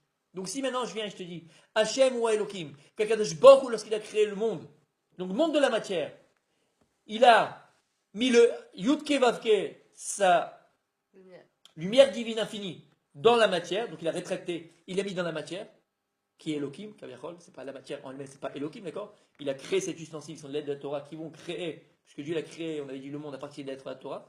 Lorsqu'Hachem a voulu créer le monde, il les a appelés, en les appelant, il les a créés, d'accord? C'est l'aide de la Torah, c'est son raton de sa volonté. Donc maintenant on comprend quelque chose d'extraordinaire que vous avez compris toute seule. Déjà, on a dit, qu'est-ce qu'il dit la physique quantique? Que dans chaque matière il y a de la lumière. Avant on pensait que la matière c'est la matière, voilà, je vois une table, c'est une table, d'accord? Et puis tu as les photons, tu as la lumière. Non, non, Habibi. Dans chaque matière, il y a de la lumière. Hachem ou Elohim. Akadosh Baruch Hu ou Elohim. Dieu, l'infini, la lumière divine, Ratzon Hachem, il a mis sa lumière dans la nature, dans la matière. Et vous devrez danser sur la table. C'est extraordinaire. Hachem ou Elohim. Comment? Je savais sans ce cours de physique. Mais c'est extraordinaire. Mais c'est ce qu'il dit à physique quantique. Mais il paraît que quand ma chérie va venir, on va voir la lumière de Dieu dans toutes les choses. Dans le Bien sûr, monde. bien sûr, bien sûr. On reviendra comme Adam Arishon avant la faute, où la matière ne faisait plus écran entre la lumière qui s'y trouve et la matière. Au contraire, la matière, ça sera un réverbère, comment on appelle ça, non, qui permet de projeter un projecteur de lumière. Comme dit Rabbi Nachman, aujourd'hui le projecteur de la lumière divine qu'en nous qu'est l'Ishama, c'est quoi? C'est la peau. C'est vrai qu'au début, le Zohar, lorsqu'il parle du corps humain, du corps d'Adam Arishon, il appelle Or. Or avec Aleph, on avait dit. C'est la lumière. Le corps d'Adam Arishon, il était appelé lumière. Il n'y avait pas de corps, mais on voit dans la Torah qu'il y avait un corps. Alors comment c'est possible? Il n'y avait pas un corps d'Adam Arishon? Oui. Mais avant la faute, la matière ne faisait pas écran entre sa Shama et son corps. Après la faute d'Adam Arishon, donc le mal est rentré en lui. La matière est devenue matière, entre guillemets. Et donc c'est venu Or avec Aïn. On parle de Or avec Aleph Echad, qui est le tout. Et c'est un tzimtzum de la matière qui est où la matière elle s'est évaporée pour donner Or avec Aïn, c'est Shivim. On voit toujours ce lien de 70 dans la Torah, c'est toujours la dispersion. 70. Mais en fait, si tu veux voir notre corps aussi, c'est de la matière alors. Et attends, on va arriver à notre corps, on va comprendre qu'est-ce que ça va changer dans ma vie à moi. Mais vous avez compris ça déjà? C'est extraordinaire. Hachem ou Elohim? Je pense que c'est très intéressant, mais je pense que quand on parle à des gens qui sont convaincus qu'Akadosh Baruch Hu il est partout, c'est pas pour nous. En réalité, ce cours il serait plutôt pour des physiciens qui pensent que Dieu n'est pas partout et qui. Non, alors tu vas comprendre pourquoi c'est pour nous. Aucun rapport, c'est ce que j'ai dit au début. On n'a pas besoin de la physique quantique, nous, pour comprendre ça. On n'a pas besoin de ça pour ça. Mais ce qu'on va voir, c'est comprendre comment Hachem a créé le monde. Moi, tu me dis Dieu il est partout, ouais, je sais que Dieu est partout. Il a fait, mais non, il a fait, bien sûr. C'est qu'il est dans la table. Non, mais c'est Il a pas fait- parce qu'il me l'a dit la semaine dernière. Enfin, Et que dire, voilà. Bonne dernière, non. Encore une fois, c'est ce que j'ai dit au début du cours. C'est très bien ce que tu répètes, alors je le répète encore une fois. On ne fait pas ce cours-là pour prouver que Dieu il existe. Razvé shalom. On n'est pas là en train de faire le cours pour ou bien se convaincre ou bien rajouter de la émouna ou de la foi parce que voilà, regarde, la science va comme la Torah. Razvé shalom, c'est pas ça du tout. Encore une fois, le cours, il est là que pour comprendre l'intelligence divine, c'est tout. Et plus on va comprendre cette intelligence divine, plus on va s'attacher, comme il dit le Rambam, pardon, à Avat Hashem, à aimer Dieu. C'est une intelligence divine. Et plus on va, Bezrat Hashem, arriver à ce que je veux arriver, au moussa qu'on va tirer de ça, parce que ce que je veux arriver moi, c'est à tirer un moussa de cela. On va tirer un moussa pour la vie. On va voir Bezrat Hashem, le moussa qu'on va apprendre de ça, d'accord? Et là, on donne les grands titres, Bezrat Hashem, et déjà, arriver à comprendre cela. Et déjà, rien que de comprendre cela, c'est extraordinaire. Les physiciens, ils ont eu, en 1920, ils ont compris la physique quantique, nous on l'a dans la Torah depuis 5000 ans. C'est écrit dans la Torah depuis 5000 ans, cette histoire-là. C'est ça qu'on est en train de dire. La Torah le dit tout le temps. C'est eux qu'on doit convaincre. Non, mais je suis en train de convaincre personne. On a besoin de convaincre. Même eux, j'ai pas envie de les convaincre là. Je suis pas là pour convaincre quelqu'un. Là, je suis là, Bémet, pour partager une chose. Il y a Margaret qui a dit qu'elle était là. Je suis là pour partager une chose que moi j'ai étudiée, d'accord, avec ma Chabouta d'ailleurs, que je salue s'il me regarde, s'il sait que je fais ce cours-là. On a fait ça ça fait un an, il y a un an qu'on a eu ce Kiddush là. Bémet, Hachem me dit fais le cours. Et je me sentais pas, entre guillemets, pas prêt, mais je sentais pas que c'était le moment. Et là, je sens que c'est le moment parce qu'on a Hanouka, vous allez voir le rapport avec Hanouka, et Parashat Vaishlach Be'ezrat Hashem. Et j'attendais le moment, et quand je me dis, alors, j'ai senti que c'était ce moment-là. D'accord? Mais pourquoi je vous dis ça encore une fois? Pour comprendre. Il y a une jeune fille qui s'appelle, je crois, Adassa, qui pose une question extraordinaire. Est-ce qu'il y a de la lumière dans les objets néfastes? C'est le cours, c'est l'objet du cours. Voilà pourquoi je fais le cours, c'est pour ça. Voilà, Adassa, pour ça je fais le cours. Écoutez bien, et c'est à ça qu'on va arriver. Écoutez bien. Et c'est le cours de ce soir, c'est le moussard de ce soir. Écoutez bien. T'as compris, Katia, ce que j'ai dit, pourquoi je fais le cours? Je fais le cours que pour ça, je fais pas pour aucun rapport. On doit sortir d'ici en se disant, waouh, je sais pas où, t'es pas énorme, mais c'est trop beau. Je suis amoureux de la Torah, je suis amoureux. Voilà. Sortons amoureux de la Torah. D'accord? Encore plus que ce qu'on l'était. C'est tout. Et avec le moussard qu'on dira à la fin. Donc si on a compris ce qu'on vient de dire, Hachem ou Elohim, c'est ça qu'on dit. C'est ça qu'on proclame le jour de Yom Kippour. Hachem ou Elohim, Hachem ou Elohim, Hachem ou Elohim. On vient, et nous, en vérité, petite anecdote. Parce que, On n'a pas besoin de le dire. on On n'a se- pas besoin de le dire autant de fois. Écoute bien, C'est pareil. écoute bien. Petite histoire, Stam. On détend un peu l'atmosphère parce que là, je transpire tellement c'est chaud. D'accord? Tellement que c'est chaud. La semaine dernière, j'étais au Bitoach Leumi. Vous savez, quand vous allez dans un bureau ici en Israël, tu restes 3 heures, d'accord? Pour 5 minutes. Bon, et t'es là, faut pas s'ennuyer, un juif, il doit toujours s'occuper. Et donc, j'essayais de réfléchir un petit peu. Et il y avait ma femme avec moi, donc on l'a pris un peu pour un fou, là, quand je lui ai parlé de ce que je veux. J'ai dit, dis-moi, tu travailles jamais? Elle m'a dit, je lui ai dit, tu sais quoi? Je lui ai dit, je pense à une chose. Après le cours qu'on a fait la semaine dernière, vous vous rappelez? Par rapport à la vue, t'étais pas là, par rapport à la vue, vous couler. Si en vérité, là, regarde, parce que je voyais les gens se lever, les gens prendre, les gens parler, chacun avec sa vie, quoi. Tu vois les gens autour de toi, chacun sa vie, chacun son univers, chacun ses trucs. Et je lui dis, lorsque tu regardes autour de toi, ne me prenez pas pour un fou. Voilà. Ne me prenez pas pour un fou, d'accord? Écoutez bien ce que je veux dire.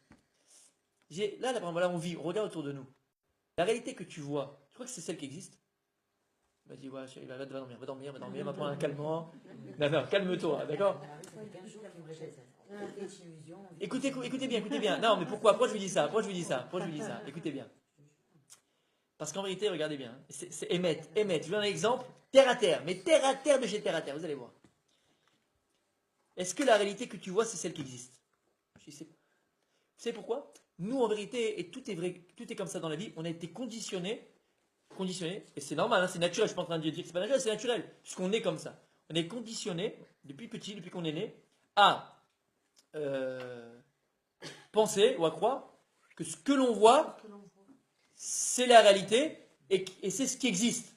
Et il n'y a que ce que tu peux voir que tu verras toujours. Tu ne peux voir ce que tu peux voir. D'accord? Alors je vais te prouver que non. Tu peux voir ce que tu ne peux voir? Bah, Voilà, c'est ce que tu dis. Eh bien écoute bien.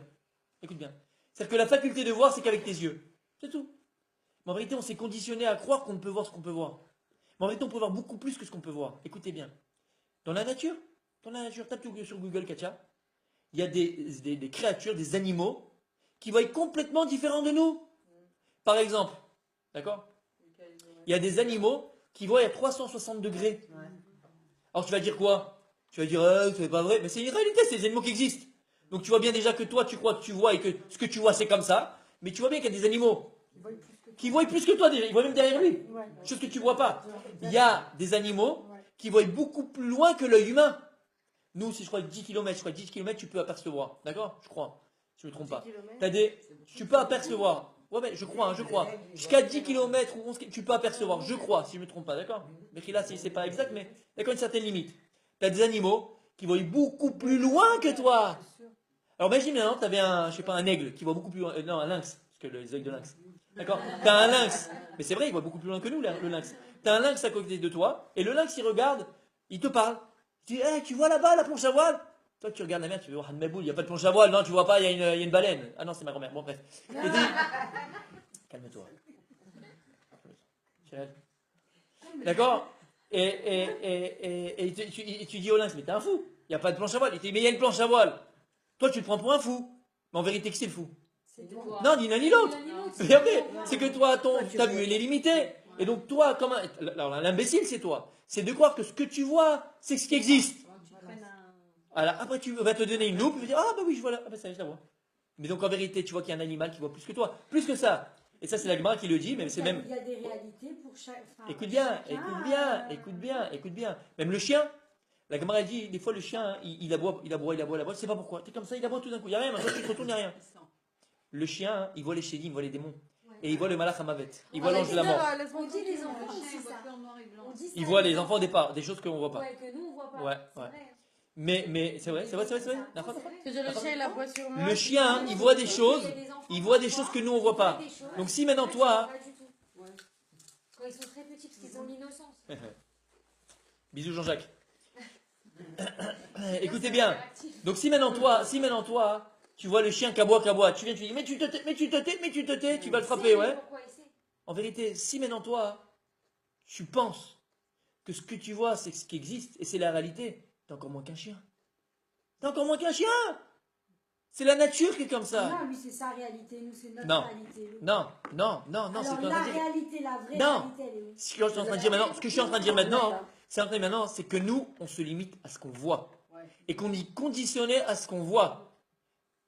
Et donc ça nous limite dans plein de choses dans la vie. Parce qu'en réalité, la réalité qui est en face de toi, c'est pas forcément celle que tu vois. Donc en vérité, parfois, on va même... Mechila, et comme on a dit, Mechila, pour pas que j'oublie, des fois j'oublie ce que je dis, ça passe, après ça part. Donc c'est comme ça. D'accord? Des fois, on s'est tellement habitué, écoutez bien, ou conditionné à voir les choses d'une telle manière qu'on va s'empêcher de les voir comme elles sont véritablement. T'entends ce que je tiens à dire? Et donc tu vas vivre la réalité que tu vas toi-même te créer. Les peurs qu'on peut avoir. Tu t'es tellement formaté dans ta tête que j'ai peur. Qu'en réalité, il n'y a aucune peur à avoir. Mais tellement tu t'es conditionné à avoir peur que finalement tu vas, comme un enfant dans la chambre, tu veux dire, il voit des formes, il voit les machins. C'est une chaussette. Toi, tu la lumière, mais c'est une chaussette par terre, mon fils. C'est pas. Mais lui, il s'est tellement conditionné à croire que c'est. Alors il s'est créé une réalité, mais qui est fausse complètement. Vous comprenez? Et c'est tellement. Alors c'est pas le cours d'aujourd'hui, hein, mais c'est tellement vrai dans tout. Si tu es conditionné à voir ton couple de cette manière-là, et tu penses que la réalité de ton couple c'est celui-là, donc ça changera jamais. C'est pas vrai! Change la vision que tu as sur ton couple, change la vision que tu as sur les autres, change la vision que tu as sur toi-même. Change la vision! Et tu verras à la fin que. Tu verras que la réalité elle change. D'accord? Donc ça c'est super important de le comprendre. Donc si on a compris ça, hein, alors, et je dis ça à ma femme, d'accord? Nous on se crée notre réalité, mais en vérité c'est pas vrai. Peut-être que la réalité qui est en face de nous est complètement différente que celle que nous on croit qu'elle est, mais on limite. Tu es dans un problème, tu restes dans ton problème.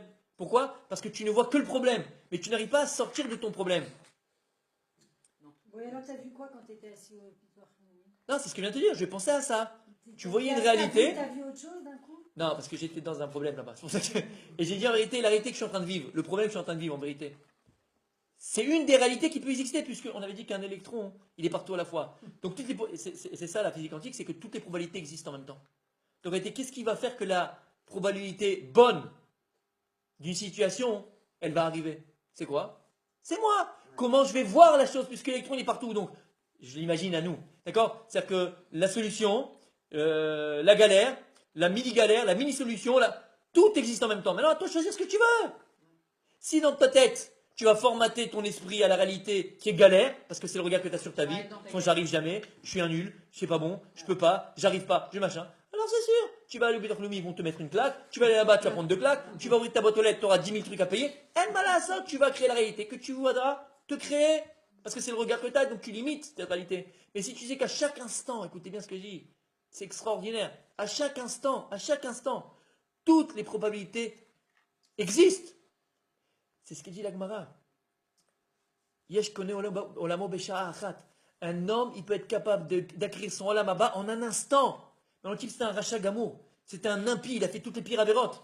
Et en un instant, si Behemet, il fait tchouva, si Behemet, il prend conscience d'Akadosh Baruch Hu, et du bon et du bien, et de revenir vers lui, en un instant, il peut acquérir son olam haba. Parce qu'en vérité, ces deux réalités de toi-même existaient en même temps. Le rachat et le tzaddik. Mais c'est toi qui choisis après quelle réalité tu vas donner à ta vie. Mais c'est extraordinaire. Mais c'est extraordinaire. Il n'y a pas de galère entre guillemets. C'est toi qui décides. Une personne Donc, malade, une personne malade. Une personne malade. Non, mais c'est vrai. Une personne mais malade, elle peut Pourquoi les changer enfants sa Même, s'en sortent même, mieux que même. les adultes? Parce qu'ils Comment ont une autre réalité que les adultes. Bien sûr. Parce qu'ils sont moins conditionnés que nous, donc ils n'ont pas peur. Ouais, exactement. Vous savez, chez Mishmor, chez Ils ont pas l'Oneda. le danger, Chez l'Oneda.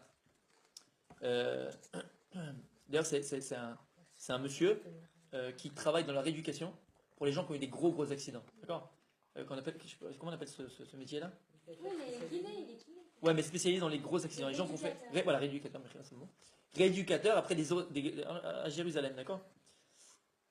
Et il m'a dit que chez l'Oneda, chez Mishmor, il dit c'est pourquoi les gens ils sortent en 1000 morceaux d'un accident, même d'un petit. Non, même.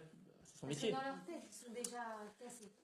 Quand maintenant le type il est chez Mishmor, il est en face de l'accident, qu'est-ce qu'il fait? Il a peur. La peur, elle le raidit.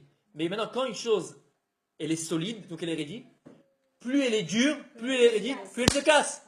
Il dit en vérité, il faut tout lâcher à ce moment-là. Et si, chez Mishmor, mais si tu arrives à tout lâcher à ce moment-là, Tu deviens chrétien. Tu deviens chrétien. à ce moment-là, oui, tu deviens sûr, mais tu as moins de cassure, tu as moins de mal. Il dit c'est pour ça que les enfants, quand il y a un accident chez Mishmor, ils ont beaucoup moins. Parce que l'enfant, il n'a pas la conscience de la peur. Donc si il y a quelque chose, il tombe verroulé, il fait un petit bobo, il se relève. Alors qu'un adulte, il s'est conditionné par les peurs, et donc qu'est-ce qu'il fait? Il se raidit. Et ça fait mal. Donc dans la vie, c'est pareil. Ne sois pas rigide, sois élastique avec les événements qui t'arrivent. Mais si dans chaque chose qui t'arrive, t'es rigide, j'ai eu les impôts, j'ai eu ceci, j'ai eu cela, j'ai eu machin, t'es rigide, mais tu te casses. Alors que si tu comprends que dois être élastique, tu dois être élastique.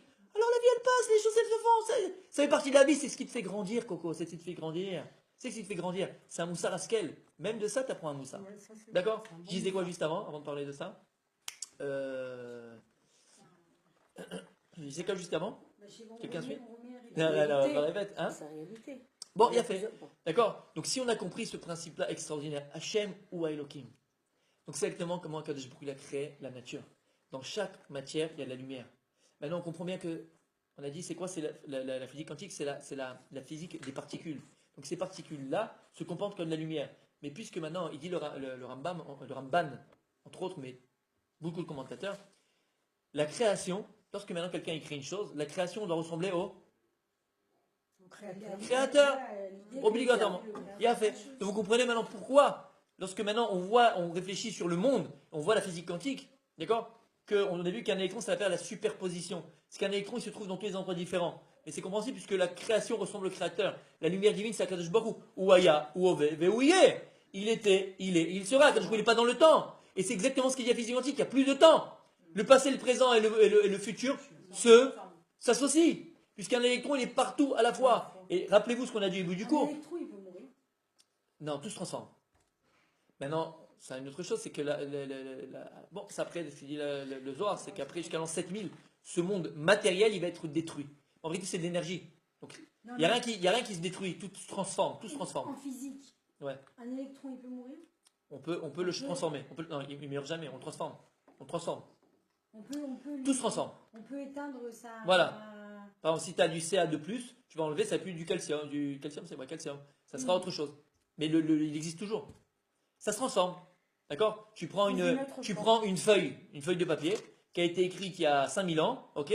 Après, avec l'usure, elle va pourrir, on va dire, voilà, s'effriter. Mais ils sont partis où? Alors, c'était quoi? C'était des atomes. Puis ça formait Mais ces atomes-là, ils sont partis dans l'air. Et maintenant, ils sont partis dans la terre. Et ça va faire pousser des tomates. Tout se transforme. Tout se transforme et rien ne se perd. D'accord? C'est un plan. Alors, écoutez bien. Écoutez bien. Je disais quoi? Oui. Donc, on a compris que Hachem Elohim, Hachem, Aya Obebeyi, Akashbou, il est tout. Donc tu comprends même que la création va ressembler au créateur. Donc tu vas retrouver cette notion de intemporel dans la création. C'est ce qui est la physique quantique. Et qu'on ne comprend pas. L'électron, il se trouve partout au même endroit. Et un électron, il remplit l'univers entier. Un électron, il remplit l'univers entier. Un électron, c'est micro. D'accord? Comme Kaviyachol, je ne suis pas en train de dire que l'électron c'est Dieu. Non. Il n'y a pas. Hachem, il n'y a pas de. D'accord? Et comme Akadosh Baruch Hu, c'est le monde qui est contenu dans Dieu. Dans Akadosh Baruch Hu. Akadosh Baruch Hu est partout. En même temps, à la fois. Parce que cette lumière divine, cette lumière divine, d'accord? Elle est infinie et éternelle. C'est bon jusque-là? C'est bon jusque-là. Alors ça, c'était juste l'introduction. On peut commencer le cours. Bezrat Hashem. D'accord? Écoutez bien maintenant. Écoutez bien. Quelque chose d'extraordinaire qui va être cachour avec la paracha de la semaine, Baishlach, et avec Hanouka, si Dieu veut. Écoutez bien. Ils disent les Chachamim, Olam Chesed Ibane. Olam Chesed Ibane. C'est une chanson même. Olam Chesed Ibane. Non? Bon, c'est une chanson. On va pas le chanter maintenant. Sinon, les gens ils vont arrêter de regarder. Olam Chesed Ibane. On dit que le monde, il a été créé Chesed, par la bonté, avec la bonté. Chesed Ibane. Et le monde doit être créé par bonté. Et d'ailleurs, c'est la seule chose pour laquelle on sait que Dieu a créé le monde. C'est pas pourquoi Dieu a créé le monde. Ça, c'est ça, son ratson. Il dit le Harizal, la seule chose qu'on peut savoir, parce qu'avec vous, les mécors à Chesed. C'est la source de toutes les bontés. Il est tellement bon, si vous voulez ainsi, Akadosh Baruch Hu, qu'il va créer un être unique qui va pouvoir recevoir cette bonté, ça s'appelle l'homme et ce monde-là. D'accord? Non. Olam Chesed Ibane. Il a fait. Donc c'est quoi Olam Chesed Ibane? Il a construit le monde à partir du Chesed. Avec le Chesed. Alors maintenant, je vous demande, Béhémet, d'attacher un petit peu vos ceintures. Ça va un peu décoller. D'accord? Déjà que moi je planais. Non, t'as compris ce que j'ai dit Non, Béhémet. C'est bon ou pas? Parce que je parle pas d'habitude. Non, parce que c'est un peu. Mais. D'accord? Mais normalement, à la fin, tu es sur la table en train de danser quand je te tirerai. Parce que c'est trop beau. C'est trop beau, Bezrat Hashem. Écoutez bien. Non, je sortirai, Bezrat Hashem. Mais c'est extraordinaire. Écoutez bien. Écoutez bien. Non, mais regardez aussi comment les commentateurs. Tout ce que je dis, hein, tout ce que je vais dire maintenant, et tout ce que j'ai dit avant, mais tout ce que je vais dire maintenant, je vais amener certains mécodes, certaines sources. Alors, tout ce que je vais dire, ça va être le Ramban que je vais ramener. Ça va être le Roi Chaim Akadosh à Parashat Hashavua. Ça va être le Sfatemet que je vais ramener. Ça va être aussi, si on a le temps de le faire, Rabbi Nachman Mibreslev, écoutez Moharan, d'accord? Le Zohar, qui en parle. C'est pas de moi, tout a une source. Et je vais le ramener. On voit que les commentateurs, ils n'ont pas eu peur de se poser la question comment Dieu a créé le monde. Vous savez que les scientifiques, ils se demandent comment Dieu a créé le monde. Comment Dieu a créé le monde, Karim? Alors comment ils disent les scientifiques? Comment Dieu a créé le monde?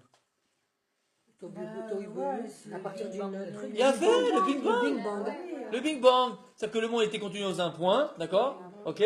Qui était dans ce point d'énergie, qui a explosé et qui va donner, bien sûr, par hasard, un monde tellement parfait, chaque planète au millimètre près d'une autre planète, avec le soleil millimètre, chaque chose à son millimètre près, l'univers, par un point qui a explosé et qui a donné ça par hasard. La seule chose, on va voir qui nous différencie des scientifiques, c'est que ce hasard, on l'appelle Dieu. Et c'est Akadosh Baruch Hu qui a créé le monde. Et là, c'est un Chiddush Hatzon, c'est pas de moi. Le Ramban, Parashat Bereshit, il explique comment Dieu il a créé le monde. Et il dit le Ramban, au départ, le monde, c'était Yesod Katan, c'était un point. Le Big Bang. Le Big Bang.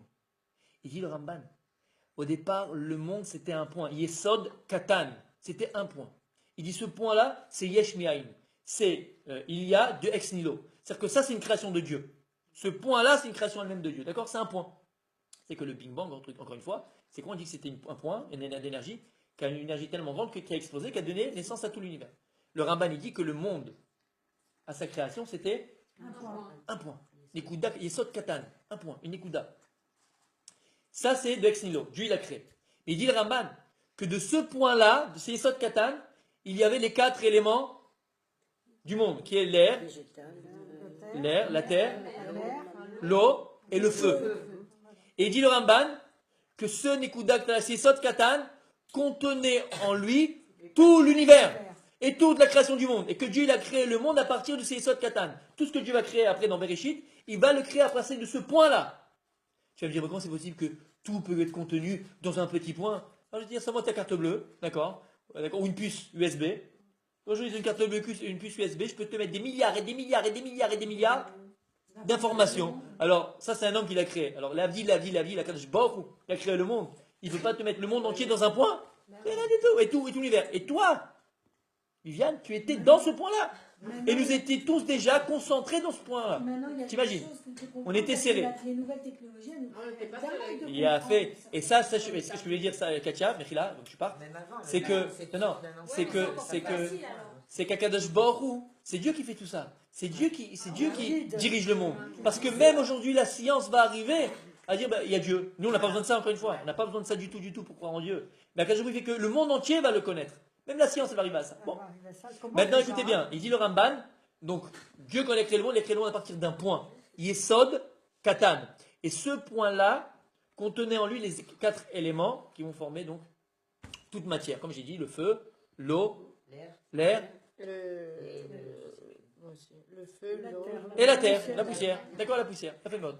Et à partir de ce point-là, Kadosh Baruch Hu, il a créé le monde. Ok, c'est bon? Mais quand Ok. tu dis le monde, tu parles aussi des étoiles et tout. Tout l'univers. Tout. Il n'y a pas une chose qui n'est pas faite soit de feu, d'eau, de roulé. D'accord? Et l'homme, il contient tout en lui. Il a tous ces 4 éléments en lui. D'accord? Ça sera un cours finalement une autre fois peut-être, mais on a compris ce principe. Tu as compris ce principe? Tu as compris ce principe? Bien fait. Maintenant, écoutez bien. Le Ramban. Alors, il faut avoir des mécorotes parce que comme ça, c'est important. Le Ramban, il est là. Le Ramban, dans Parashat Chayei Sarah, il est écrit comme ça. V'Avram Zaken. Abraham. C'est vieux. V'Avram Zaken. Donc Abraham, il est devenu vieux, il a perdu Sarah, il a vieilli. Baba Yamim. Donc il est arrivé, il a vieilli, il arrive dans ses jours. V'Hashem Berach et Abraham Bakol. Et Akadosh Baruch Hu, il a béni Abraham Bakol. Bakol. C'est quoi Bakol? Dans tout. Écoutez bien. Le Ramban nous ramène la Gemara dans Baba Batra qui dit que Pshat, littéralement parlant, il disait Chachamim, c'est quoi Bakol? C'est qu'Abraham, il a aussi une fille. Et comment elle s'appelait? Bakol. Et donc lorsque tu as une fille, la fille c'est la bracha. Et donc c'est ça que Dieu il a béni Abraham, Bakol. Mais voilà, les femmes sont contentes, vous êtes toutes contentes. La bracha c'est la femme. Hachem Berach et Abraham, Bakol. C'est quoi Bakol? Le nom de sa fille. T'as entendu Mais il a pas de fille. Enfin, il a une fille. Bakol, elle s'appelait Bakol. Elle est où? Voilà. Comment? On n'a pas parlé d'elle, c'est noir, elle se cache, pas besoin de parler des filles, nous. D'accord? C'était une grande sûrement. Il a fait Bakol. J'ai jamais entendu qu'il avait Ouais. Il a fait mort. Gemara dans Baba Batra. D'accord? Maintenant, Et pourquoi il n'y a aucune fille de nos filles qui s'appelle Bakol? Parce que c'est moche. ah, écoutez, Bakol, il y a de ma collègue qui s'appelle Barkol. Mais ça, c'est autre chose. Mais il dit le Ramban, écoutez bien. Il dit ça, c'est le pshat. Ça, c'est littéralement parlant. Voilà ce que c'est. Voilà ce que c'est. D'accord? Il avait une fille qui s'appelait Bakol. Mais il dit le Ramban. Aval acherim chichu bepirush hakatuv hazeh inyan amok meod. Il dit en vérité dans ce verset-là, il y a écrit quelque chose de très profond. Vedarshu beze sod misodot Torah. Et on a sorti de ce verset-là un secret des secrets de la Torah. C'est pas un secret. Secret des secrets, un Tunisien. C'est le secret du secret, je vais te dire. Vamrou ki bakol tirmoz alinyan gadol. Et quand il écrit bakol, c'est une allusion dans le verset d'une chose très grande. J'ai envie de savoir c'est quoi. Ah oui. Ve'u sheyesh lakadosh baruch hu midat tikra kol.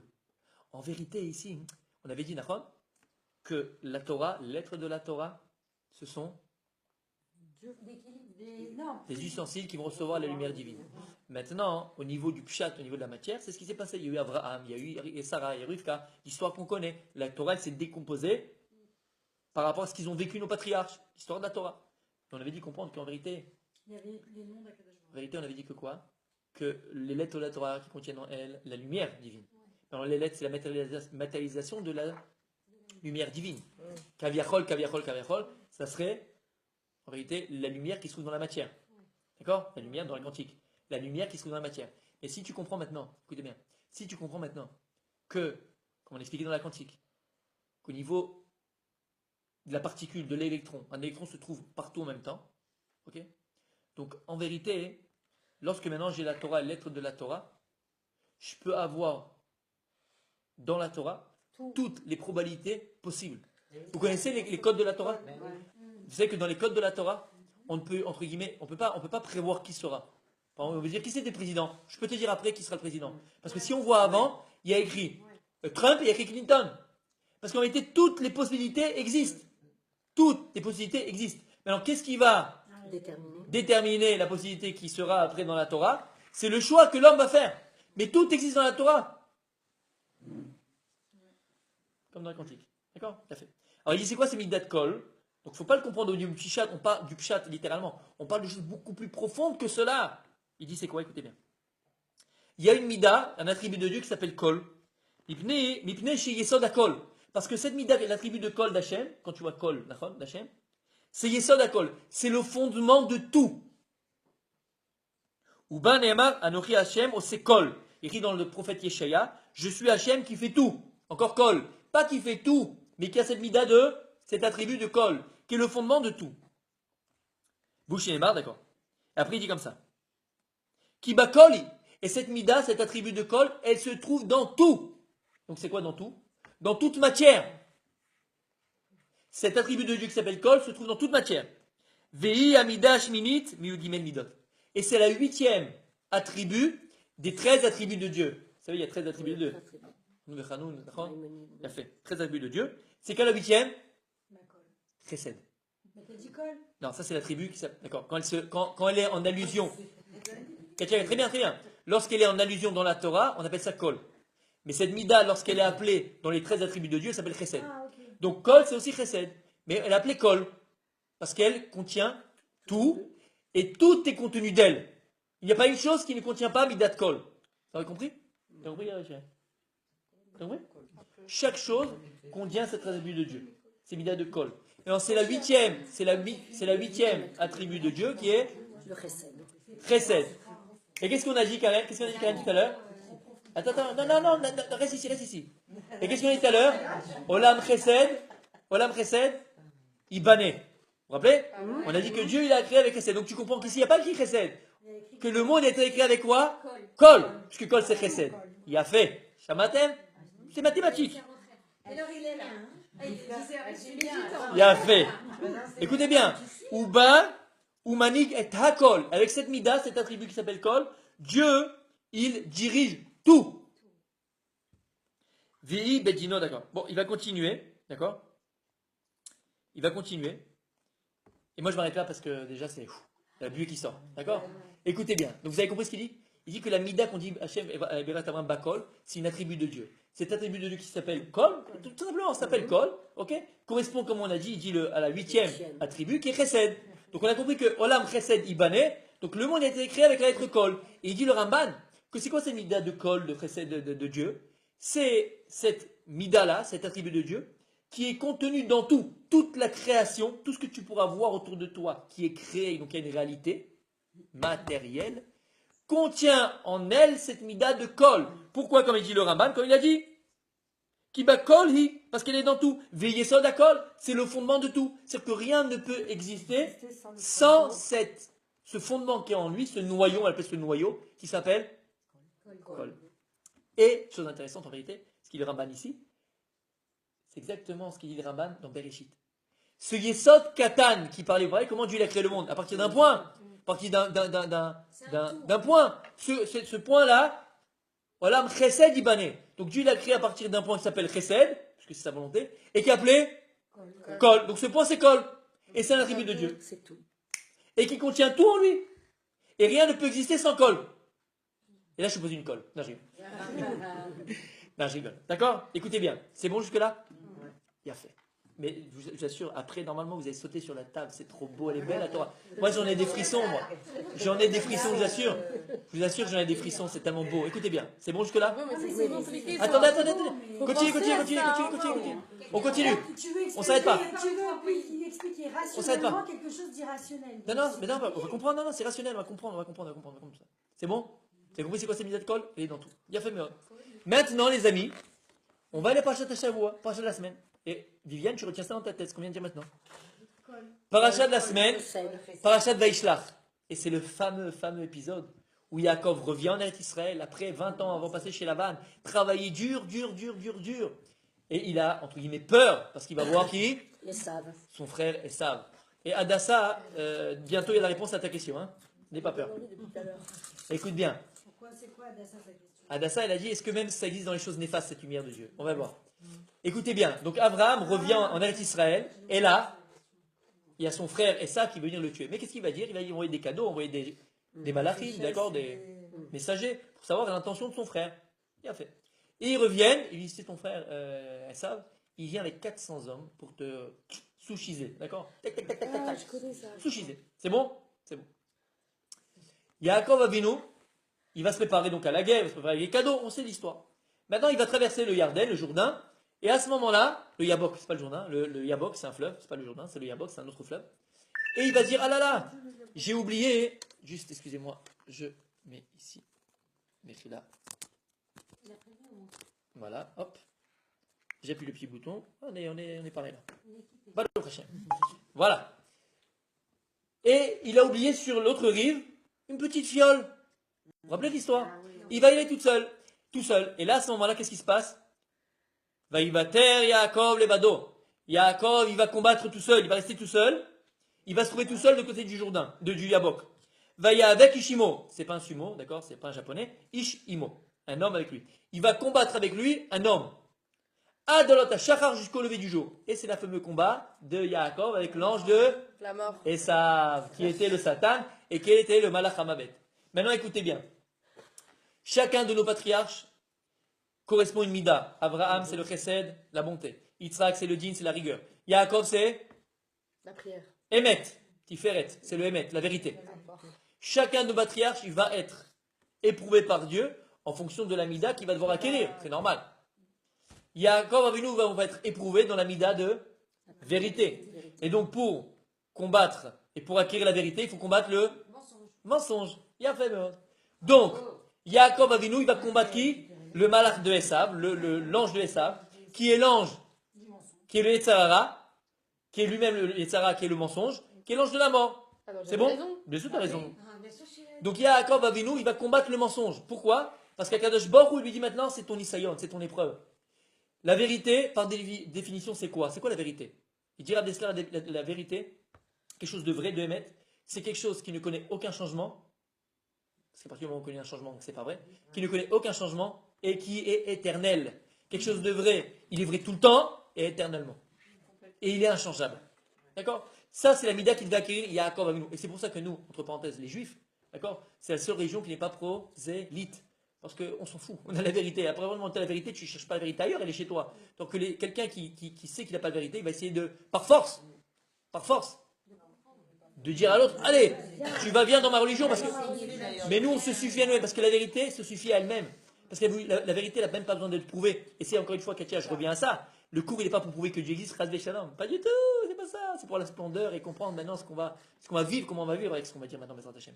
Donc, Yaakov Avinu, normalement, naturellement, son Isayon, qui est lui le symbole de la vérité, pour voir si vraiment il a acquis cette mida, cet attribut-là, et le transmettre au Béné Israël, il faudra maintenant le prouver. Et le prouver, pour prouver si tu as acquis la vérité, il faut être seul.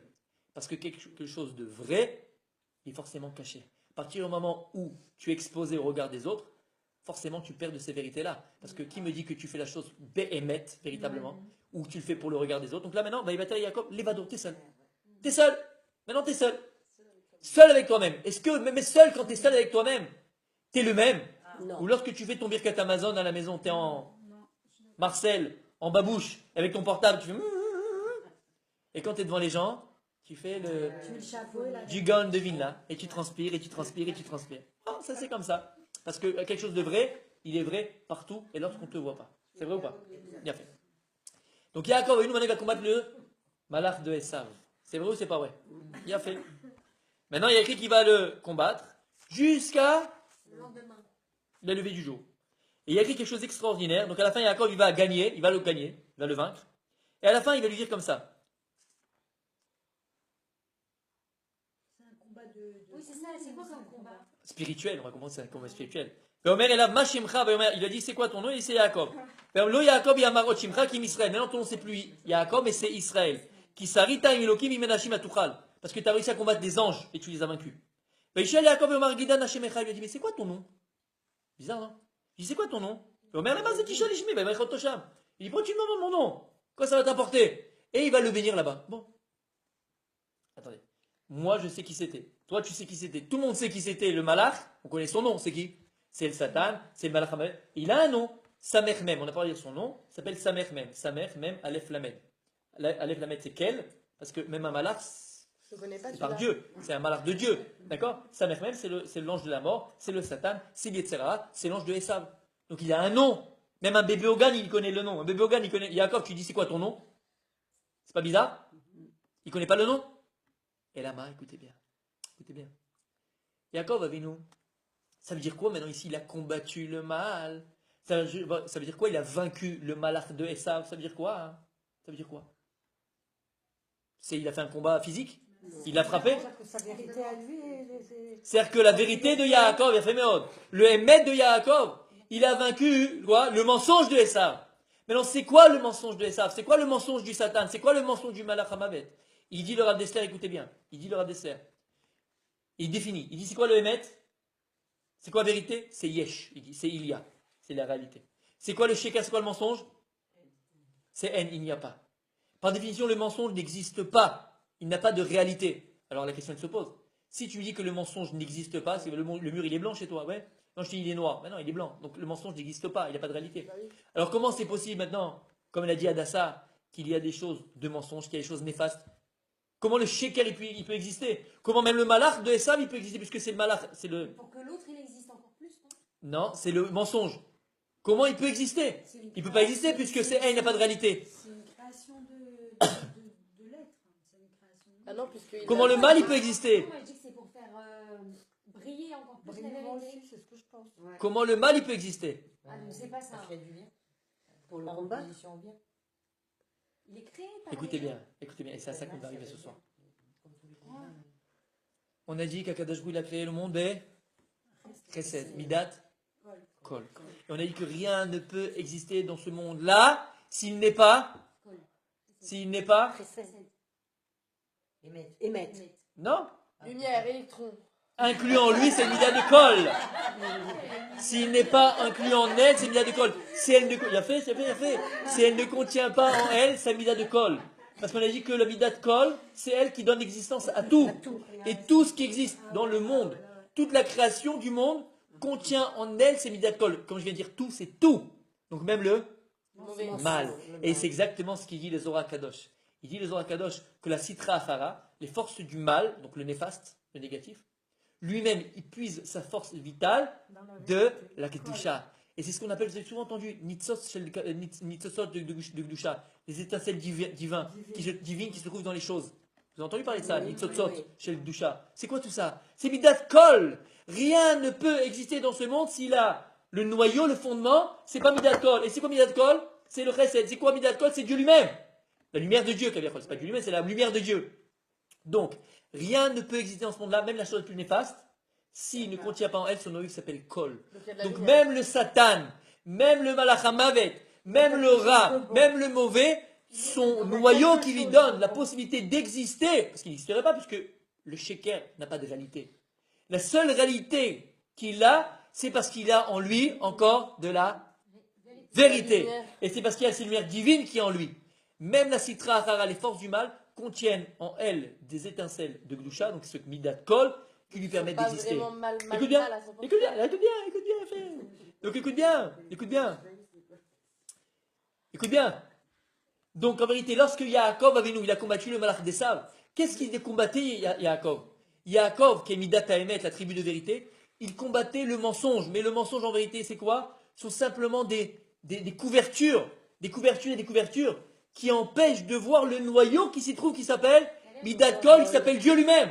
Et donc, lorsque Yaakov, il a vaincu le Satan, le Satan, quoi, le Yetzerara, l'ange de Esav, en vérité, qu'est-ce qu'il a fait? Il a réussi à vaincre le Sheker, à éplucher ces clipotes de Sheker, ces écorces de mensonges qui s'y trouvaient, et à retrouver le bon en lui. divin qui était en lui. C'est pour ça qu'il lui dit, c'est quoi ton nom? Parce que maintenant, il s'appelle plus Samer même, puisqu'il l'a annulé. Alors, c'est quoi ton vrai nom? C'est quoi ton nom? Et je me rappelle plus Mechila, mais je l'ai vu, et j'aurais dû le noter, il faut que je le note. J'ai vu dans un sefer, j'ai vu dans un sefer où là-bas, hein, il te donne le nom vrai du malach qu'il a combattu Yaakov. Il a un nom divin. Ah non, mais Simplement, je me rappelle plus, je le retrouverai, Bezrat Hashem.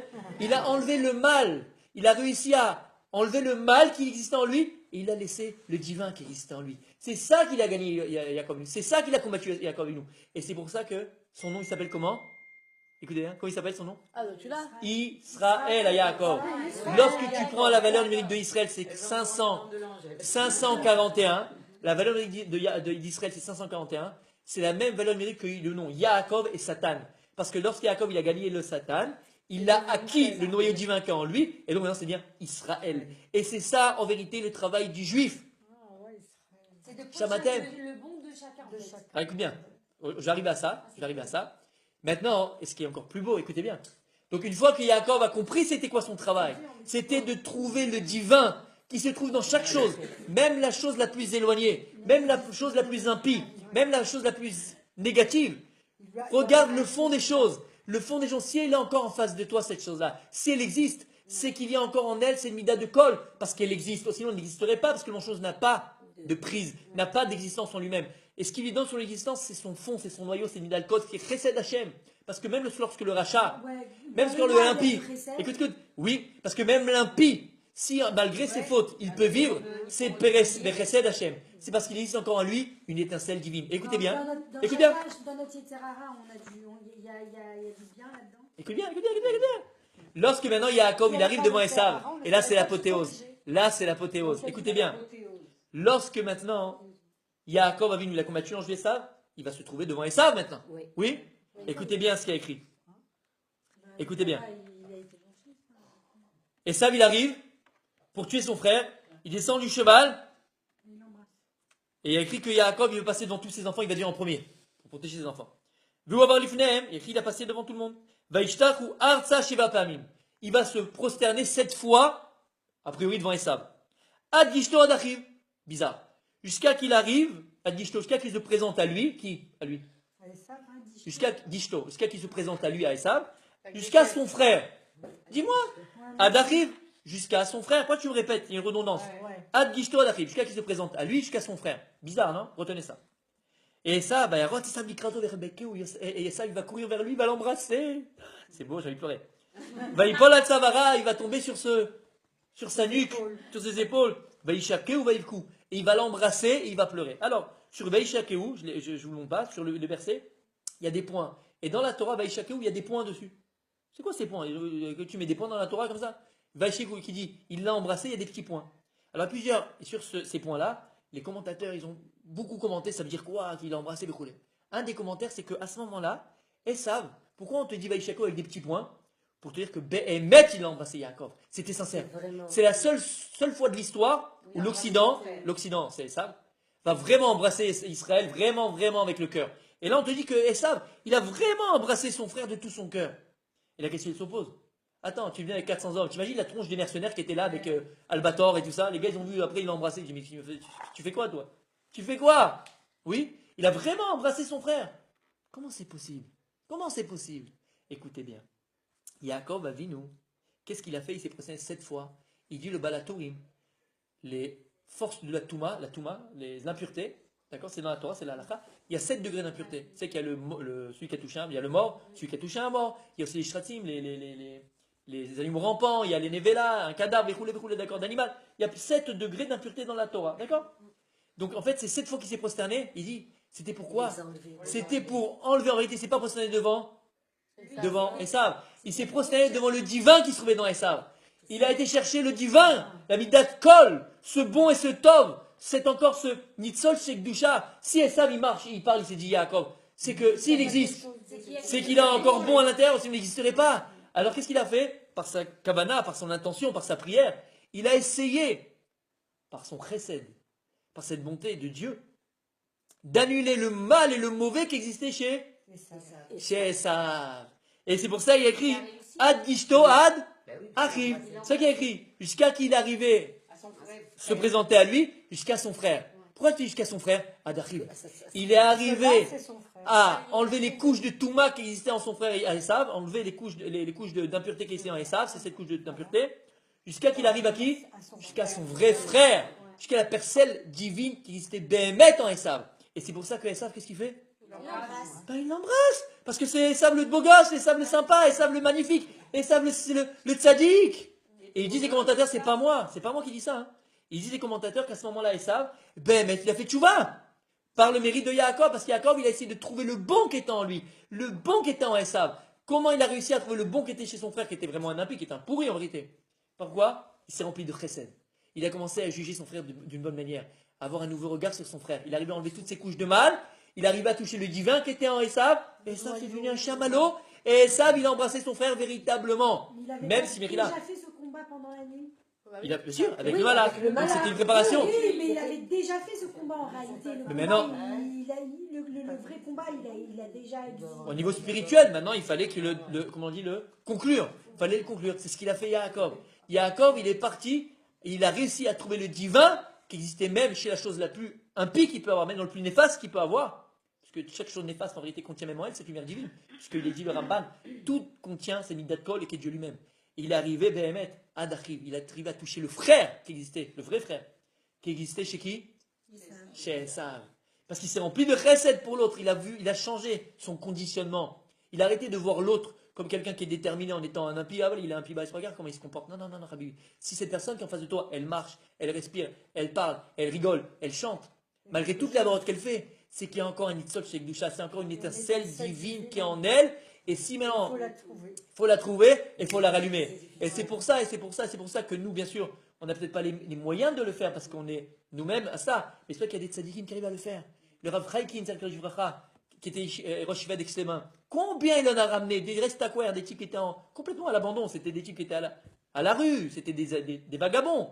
Mais qu'est-ce qu'il arrivait à voir, le Rav Chaikin? C'est ce que je Il voyait le noyau, il voyait le bon, l'étincelle divine. Il savait que le sheker n'existe pas. Quand les personnes allaient chez le Rabbi de Lubavitch, comment le Rabbi transformait les gens qui venaient le voir? Il les transformait parce qu'ils avaient un autre regard, pas conditionné comme nous. Eux, ils ne voyaient pas le superficiel, l'apparence, ou comment on appelle ça, l'habit, l'enveloppe. Ils voyaient le fond. Ils voyaient les neshama et le kit. Ils voyaient l'âme juive. L'âme juive.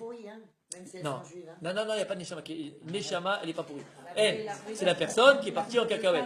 Et maintenant, écoutez bien, pour terminer, écoutez bien. C'est exactement après ce qui va se passer. Bon, maintenant, sur Chesed. Juste Ami. Vas-y. D'accord? Parce qu'après, je vais oublier ça. Regardez, à la fin, Mechila, hein, Vivi. Non, non. Et on termine avec ça. Lorsque maintenant, Yaakov, il va donner les cadeaux à Esav, d'accord? Il va donner plein de cadeaux. Qu'est-ce qu'il va répondre Esav à Yaakov? Va y omer Esav. Esav, il lui dit, non, mon frère, yesh li rav, achi. Non, yesh li rav. Dis, moi j'ai beaucoup, tu n'as pas besoin de me donner. Garde tous ces cadeaux pour toi, yesh li rav. Et lorsque Yaakov lui répond, qu'est-ce qu'il dit? Parce que maintenant, Esav va lui donner aussi des cadeaux. D'accord? Il dit, Kanal birkati asher uvatlach, ki chanani elokim, bechi yesh li kol. Regardez, yesh li kol. Et c'est dans la Torah. Il dit, moi j'ai pas à moi yesh li kol. La différence entre Yaakov, il répond à Esav, quand il donne les cadeaux, il dit, moi j'ai tout. Esav qui lui répond, moi j'ai beaucoup. Yesh li rav, yesh li kol. Et c'est la différence entre un juif et la Torah, ce qu'elle te demande, et les nations du monde. Et les nations du monde. Les nations du monde, c'est yesh li rav. Les nations du monde, ils pensent que quoi? C'est beaucoup, c'est la quantité. La quantité. Il faut que sur mon compte en banque, il y ait un 1 et plein de zéros après. Il faut que j'ai beaucoup de voitures. Il faut que j'ai beaucoup de femmes. Il faut que j'ai beaucoup de tout. Yesh li rav, il faut que j'ai beaucoup, c'est la quantité. Mais Habibi, ces gens-là, lorsqu'on leur enlève leur voiture, lorsqu'on leur enlève leur compte en banque, la crise de 1929, combien ils se sont suicidés? Parce que eux, leur existence ne correspondait plus à ce qu'ils désiraient. leur existence, ne reposait que sur la matière, que sur le rave. Mais si tu n'as plus, alors, qu'est-ce que tu deviens? Tu deviens rien. Et si maintenant ce type-là, il se retrouve dans le désert, il est mort. Il déprime. Alors que Yaakov Avinu, il a dit Yesh li kol. Et ça, c'est le juif.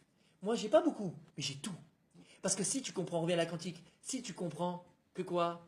Qu'un électron, en vérité, il se trouve partout au même endroit, à tout moment différent, et qu'on avait dit c'est quoi? C'est la lumière divine qui se trouve dans la matière. Et donc c'est Midat Kol. C'est Midat Kol. Katchat avait dit, avec le Rav Dov, vous avez quelque chose d'extraordinaire, l'histoire qu'il racontait. Maintenant on le comprend. Il y a écrit que Yaakov Avinu, lorsqu'il a voulu revenir sur Amoria, la terre elle s'est rétrécie. Rabbi Shimon Bar Yochai, quand il avait pris ses élèves, il est parti devant une vallée Il nous racontait des histoires. de folie. Capable De folie. Moi, je vais te raconter là. Rabbi Shimon Bar Yochai, il est parti avec ses élèves. Il voulait de l'argent. Il voyait qu'ils avaient ils voulaient beaucoup d'argent. Ils allaient partir de la yeshiva. Il les a amenés devant une vallée. Il a dit, on va en Tioul. Ils ont mis la vallée. Il a dit, vallée, remplis-toi d'or. Et la vallée s'est remplie d'or. D'accord? Bon, il a dit, si vous prenez ici, vous perdrez là-haut. Et comment c'est possible? Comment c'est possible? Comment c'est possible? La vallée va se remplir d'or. Mais oui, je colle. Si tu comprends, il dit le Ramban, que la midat kol d'Hachem, elle se trouve dans tout. Donc cette midat kol, c'est la même dans tout. Et c'est avec ce avec quoi Dieu il a créé le monde. Donc en vérité, j'ai tout partout. C'est un passe-partout que je te donne, Viviane. J'ai tout partout. Et c'est pour ça que Rabbi Hanina ben Dossa, lorsque il avait plus d'huile, sa femme avait plus d'huile pour allumer les nérodes de Shabbat, il dit, comment je vais allumer? Il a dit, mais prends le vinaigre. Toi tu dis, oh quel miracle. Mais non, mais pour lui c'est pas un miracle. Parce qu'il comprend que dans le vinaigre, dans l'huile, dans le coca, dans le soda, dans l'eau, dans machin, c'est quoi? Il y a Kol. C'est de Mida de Dieu qui a créé tout. Et de Kol, il y a tous les éléments. Donc en vérité, j'ai tout partout. Mais pour que ça marche, il faut y croire. Et on peut Pour que ça marche, il faut l'ouvrir. Même si on y Voilà, croit, j'allais te dire. Bevadaï, Bevadaï, Je le fais. Bevadaï. Mais il faut le croire vraiment. Je te Est-ce qu'on jure, le je le croit? crois vraiment. Est-ce qu'on le croit vraiment? Ouais, c'est ça. Moi, je te jure. Faut vraiment le vivre. Yesh likol. Et c'est ce qu'il dit Yaakov et nous. Non, toi t'es arabe. Yesh likol. Et le juif, il a tout partout. Le juif, il a tout partout. Parce qu'il comprend que toute la création du monde contient en elle cette mida qui s'appelle kol, qui s'appelle chesed akadosh Baruch Hu. Et je vais juste terminer, d'accord? Pour montrer que ce que je dis, c'est pas de moi. Ce chidouche, il n'est pas de moi, comprenez bien. Après, oui, je l'ai amené, j'ai essayé de le construire, de le couler. C'est pas de moi. J'amène ce qu'il le sfat et mettre dans la paracha de chez nous, là. Sur que là, Yaakov, il dit yesh likol. Écoutez bien. Ah. Alors il dit, pose la question, il dit, comment Yaakov il peut dire à son frère j'ai tout? Un homme il peut dire j'ai tout dans la vie, il peut pas dire j'ai tout. Ah, oui ou non? Non, il te manque ceci, il te manque cela. Il pas tout, lui il dit il n'y a pas de voiture, il peut pas dire j'ai une voiture, t'as pas de voiture, j'ai pas tout. Écoutez ce qu'il dit. Arrête, Kamad Barim Ayash Loyalo. C'est sûr qu'un homme il n'a pas tout, et il y a des choses qui te manquent. Ah, écoutez bien ce qu'il dit, le Sfatemet. Ah, Mi Shedavuk Beshoresh Elion, celui qui est attaché à la source suprême, qui s'appelle Akadosh Baruch Hu, et qui s'appelle Midat Kol, l'attribut qui s'appelle Kol, Ma Sheyesh Lo ou Prinat Kol, il dit. Ce qu'il a, ça s'appelle Kol, ça s'appelle tout. Qui Kol Davar Yeshibo Nikudat Rayut Shel Hashem Itbarach. Comment je viens de dire? Parce que tout ce qu'il a contient en elle la vitalité, le point, Nekuda, c'est un point, de vie de Dieu. Et c'est quoi ce point de vie de Dieu? Kol.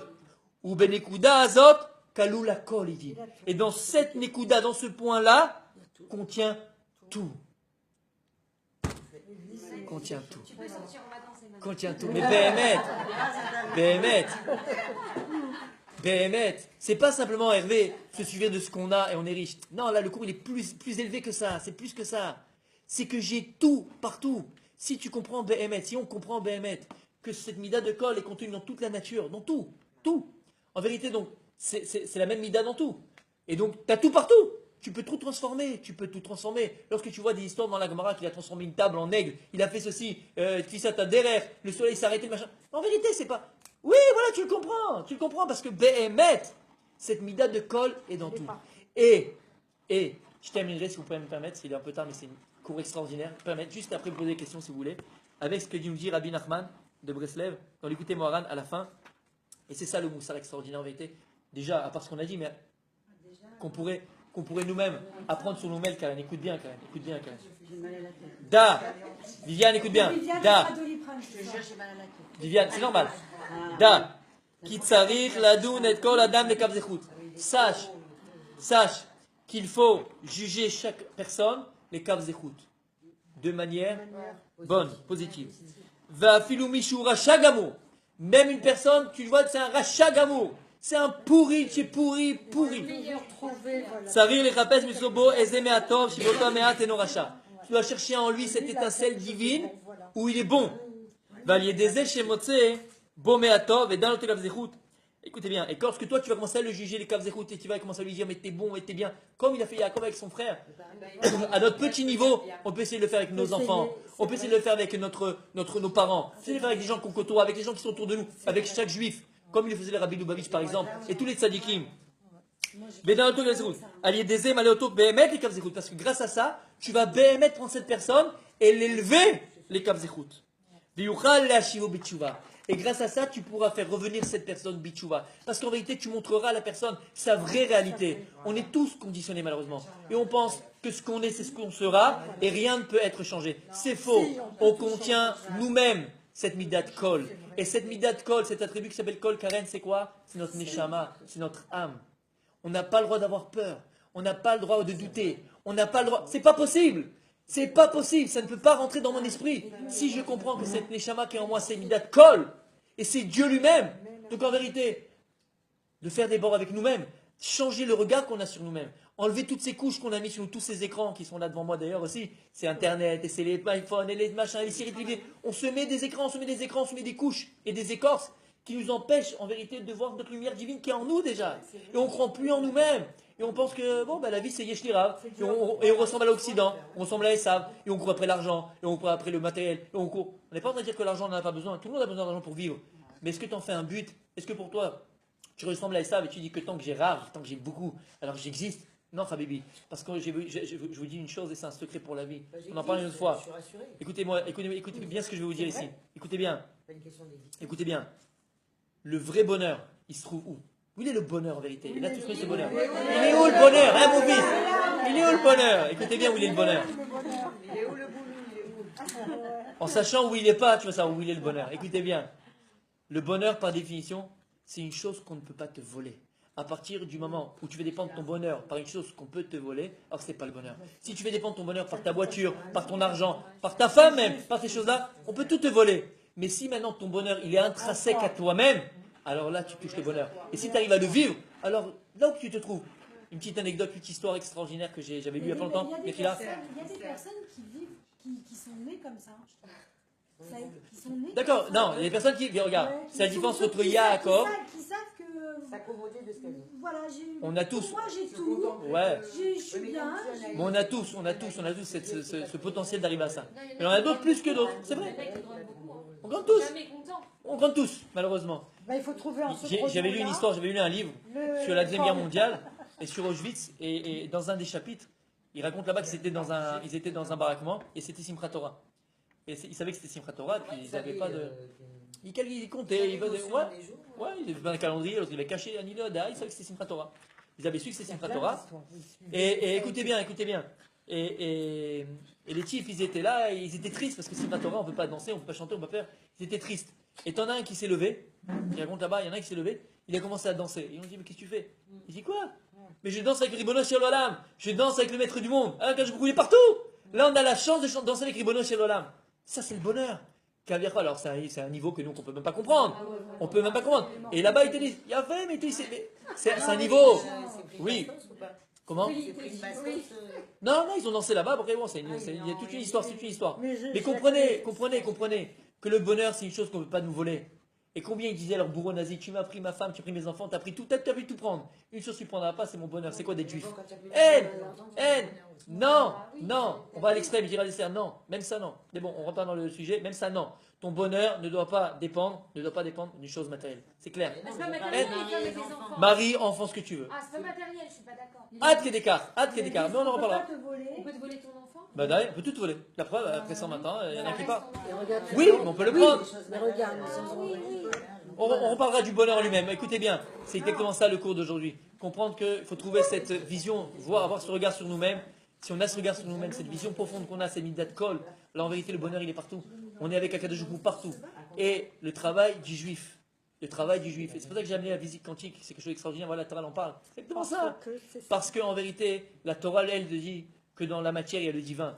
Les Ummot dans les nations du monde, ils ont voulu séparer, même dans les autres religions, séparer le divin et le matériel. Parce qu'ils ne peuvent pas arriver à concevoir que la matière peut être aussi divin. Comment c'est possible qu'un corps, la matière, tu utilises pour... Mais oui, Habibi. C'était ce pourquoi Dieu il a créé le monde, pour que tu apprennes à le connaître, pour que tu prennes ce divin, pour être mitzotzot, c'est le doucha, c'est étincelle de divin, et les élever. Lorsque maintenant, nous, on prend un animal, on lui fait la shrita, d'accord?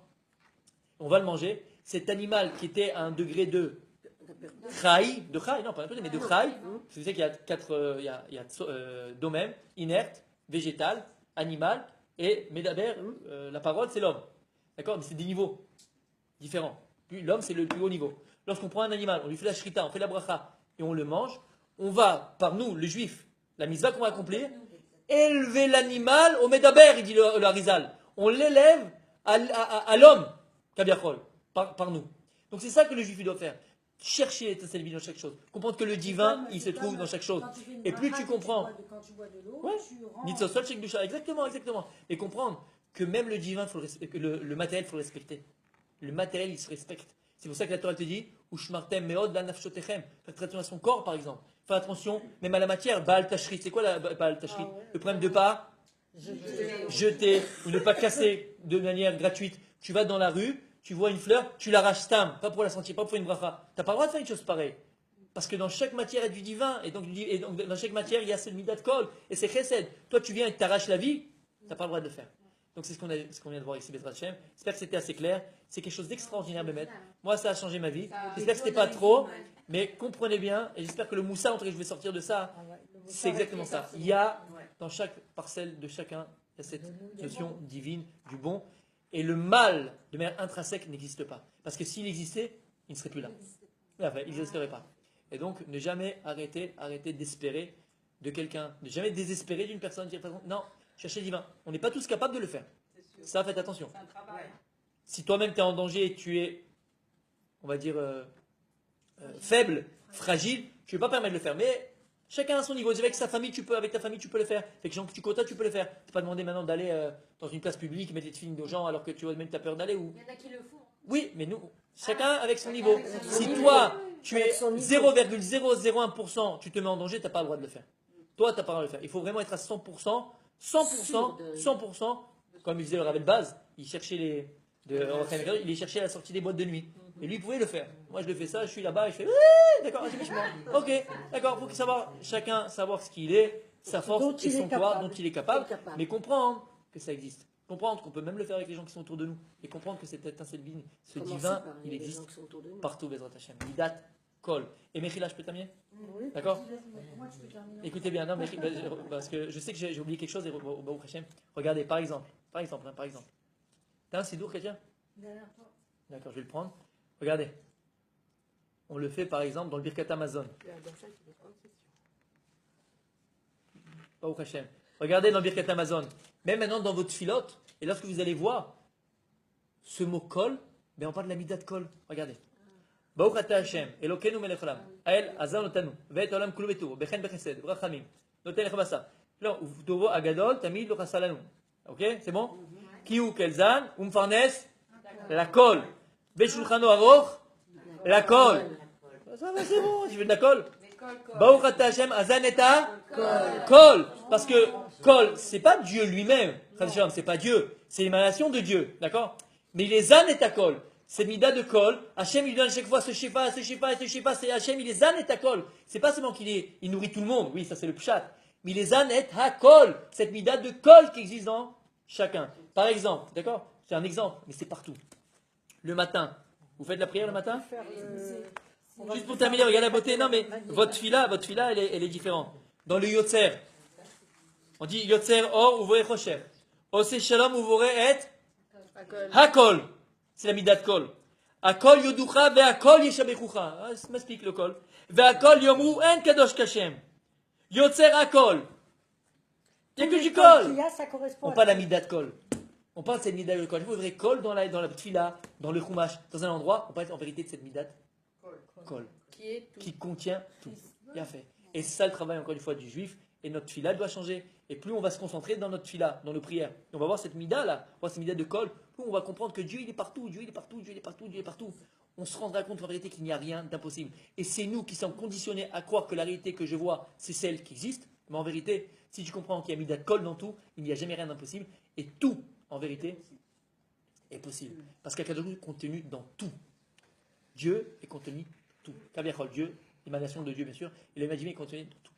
Alors c'est ce qui est de le vivre Bezrat Hashem et de le propager parce que c'est quelque chose d'extraordinaire. Merci pour tous ceux qui ont suivi le cours. Bezrat Hashem, j'espère que c'était assez clair. J'espère que c'était assez clair. Oui, les questions. Si c'est pas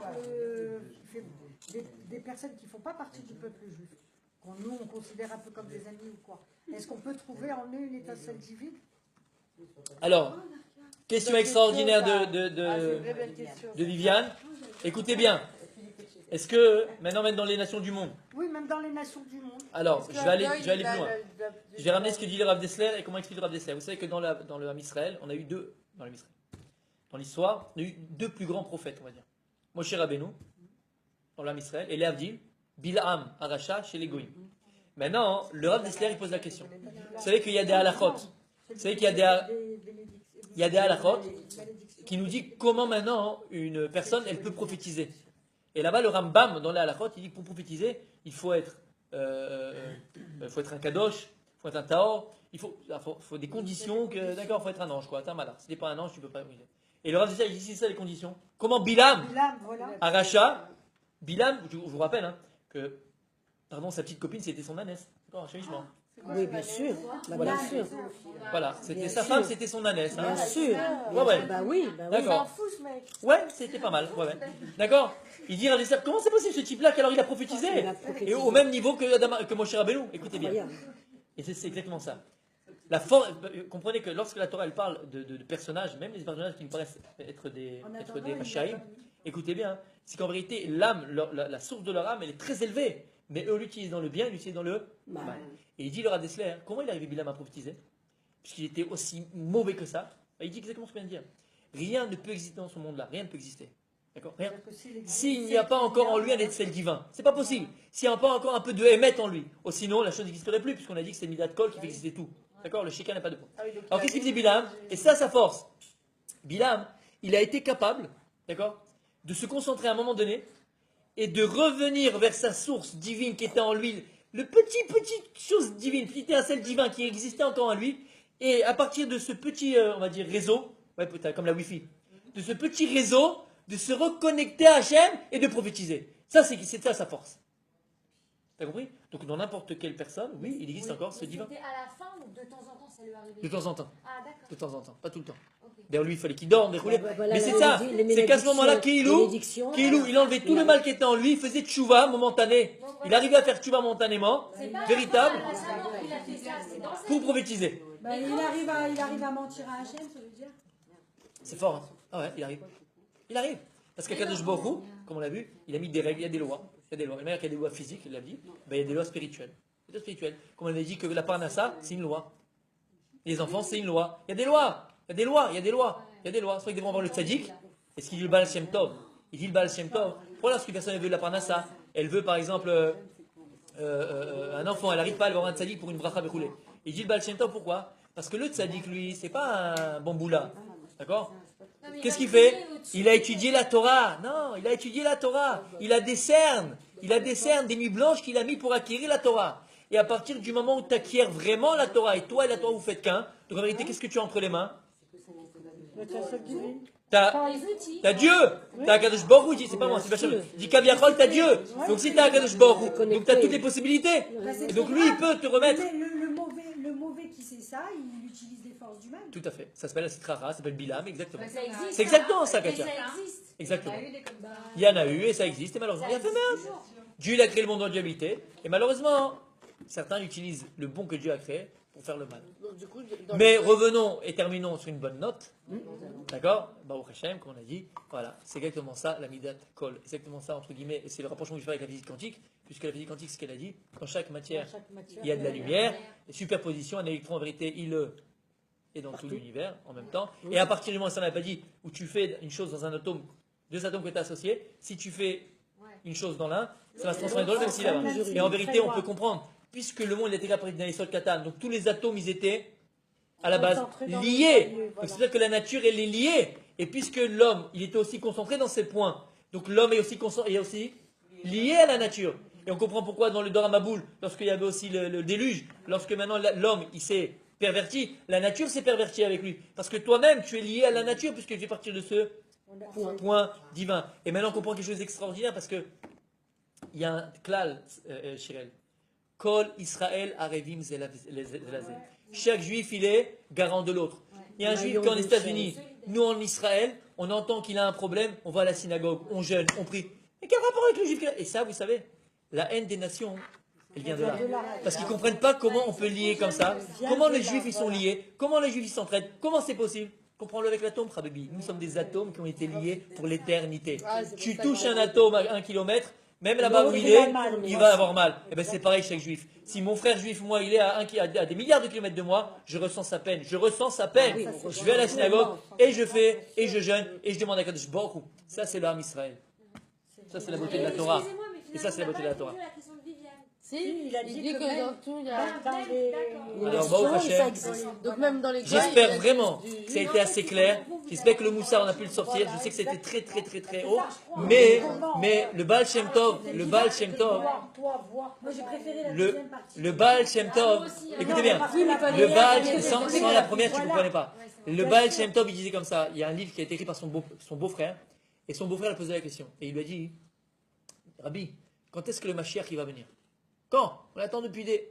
Et le Baal Shem Tov, il lui a dit, le Mashiach viendra lorsque ma Torah, la Torah de Chassidut, il parle, lorsque ma Torah s'émancipera comme les mers. Et Baruch Hashem, Baruch Hashem.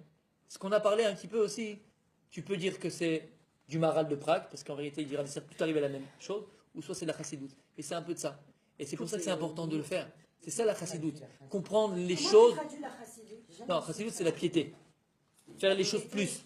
Ouais, c'est la piété. Chassid, c'est quelqu'un de pieux. Alors, ça veut dire quoi pratiquer la chassidoute? Non, alors ça, on fera un cours sur la Chassidut dans la même si vous voulez. Qui font la Chassidut. Ouais, ça, on comprend c'est quoi. Non, on comprend c'est quoi la Chassidut. D'accord? On n'est pas obligé d'être, entre guillemets, chassid avec les péotes et le machin et danser à la Rabbi Jacob pour apprendre la Chassidut. La Chassidut, c'est Rabbi Nachman, c'est Rabbi Lubavitch, le Baal Tanya, c'est le Baal Shem Tov qui a lui-même d'abord le premier, Bechoulé. Mais c'est quoi la Chassidut? La Chassidut, c'est Pniut Torah, l'intériorité de la Torah. C'est pas simplement tu lis et tu comprends ce qu'il y a écrit et raconter une histoire qui est très importante de connaître, mais de comprendre le fin fond de la chose. Pourquoi? Parce qu'en comprenant le fin fond de la chose, tu fais revivre ton âme.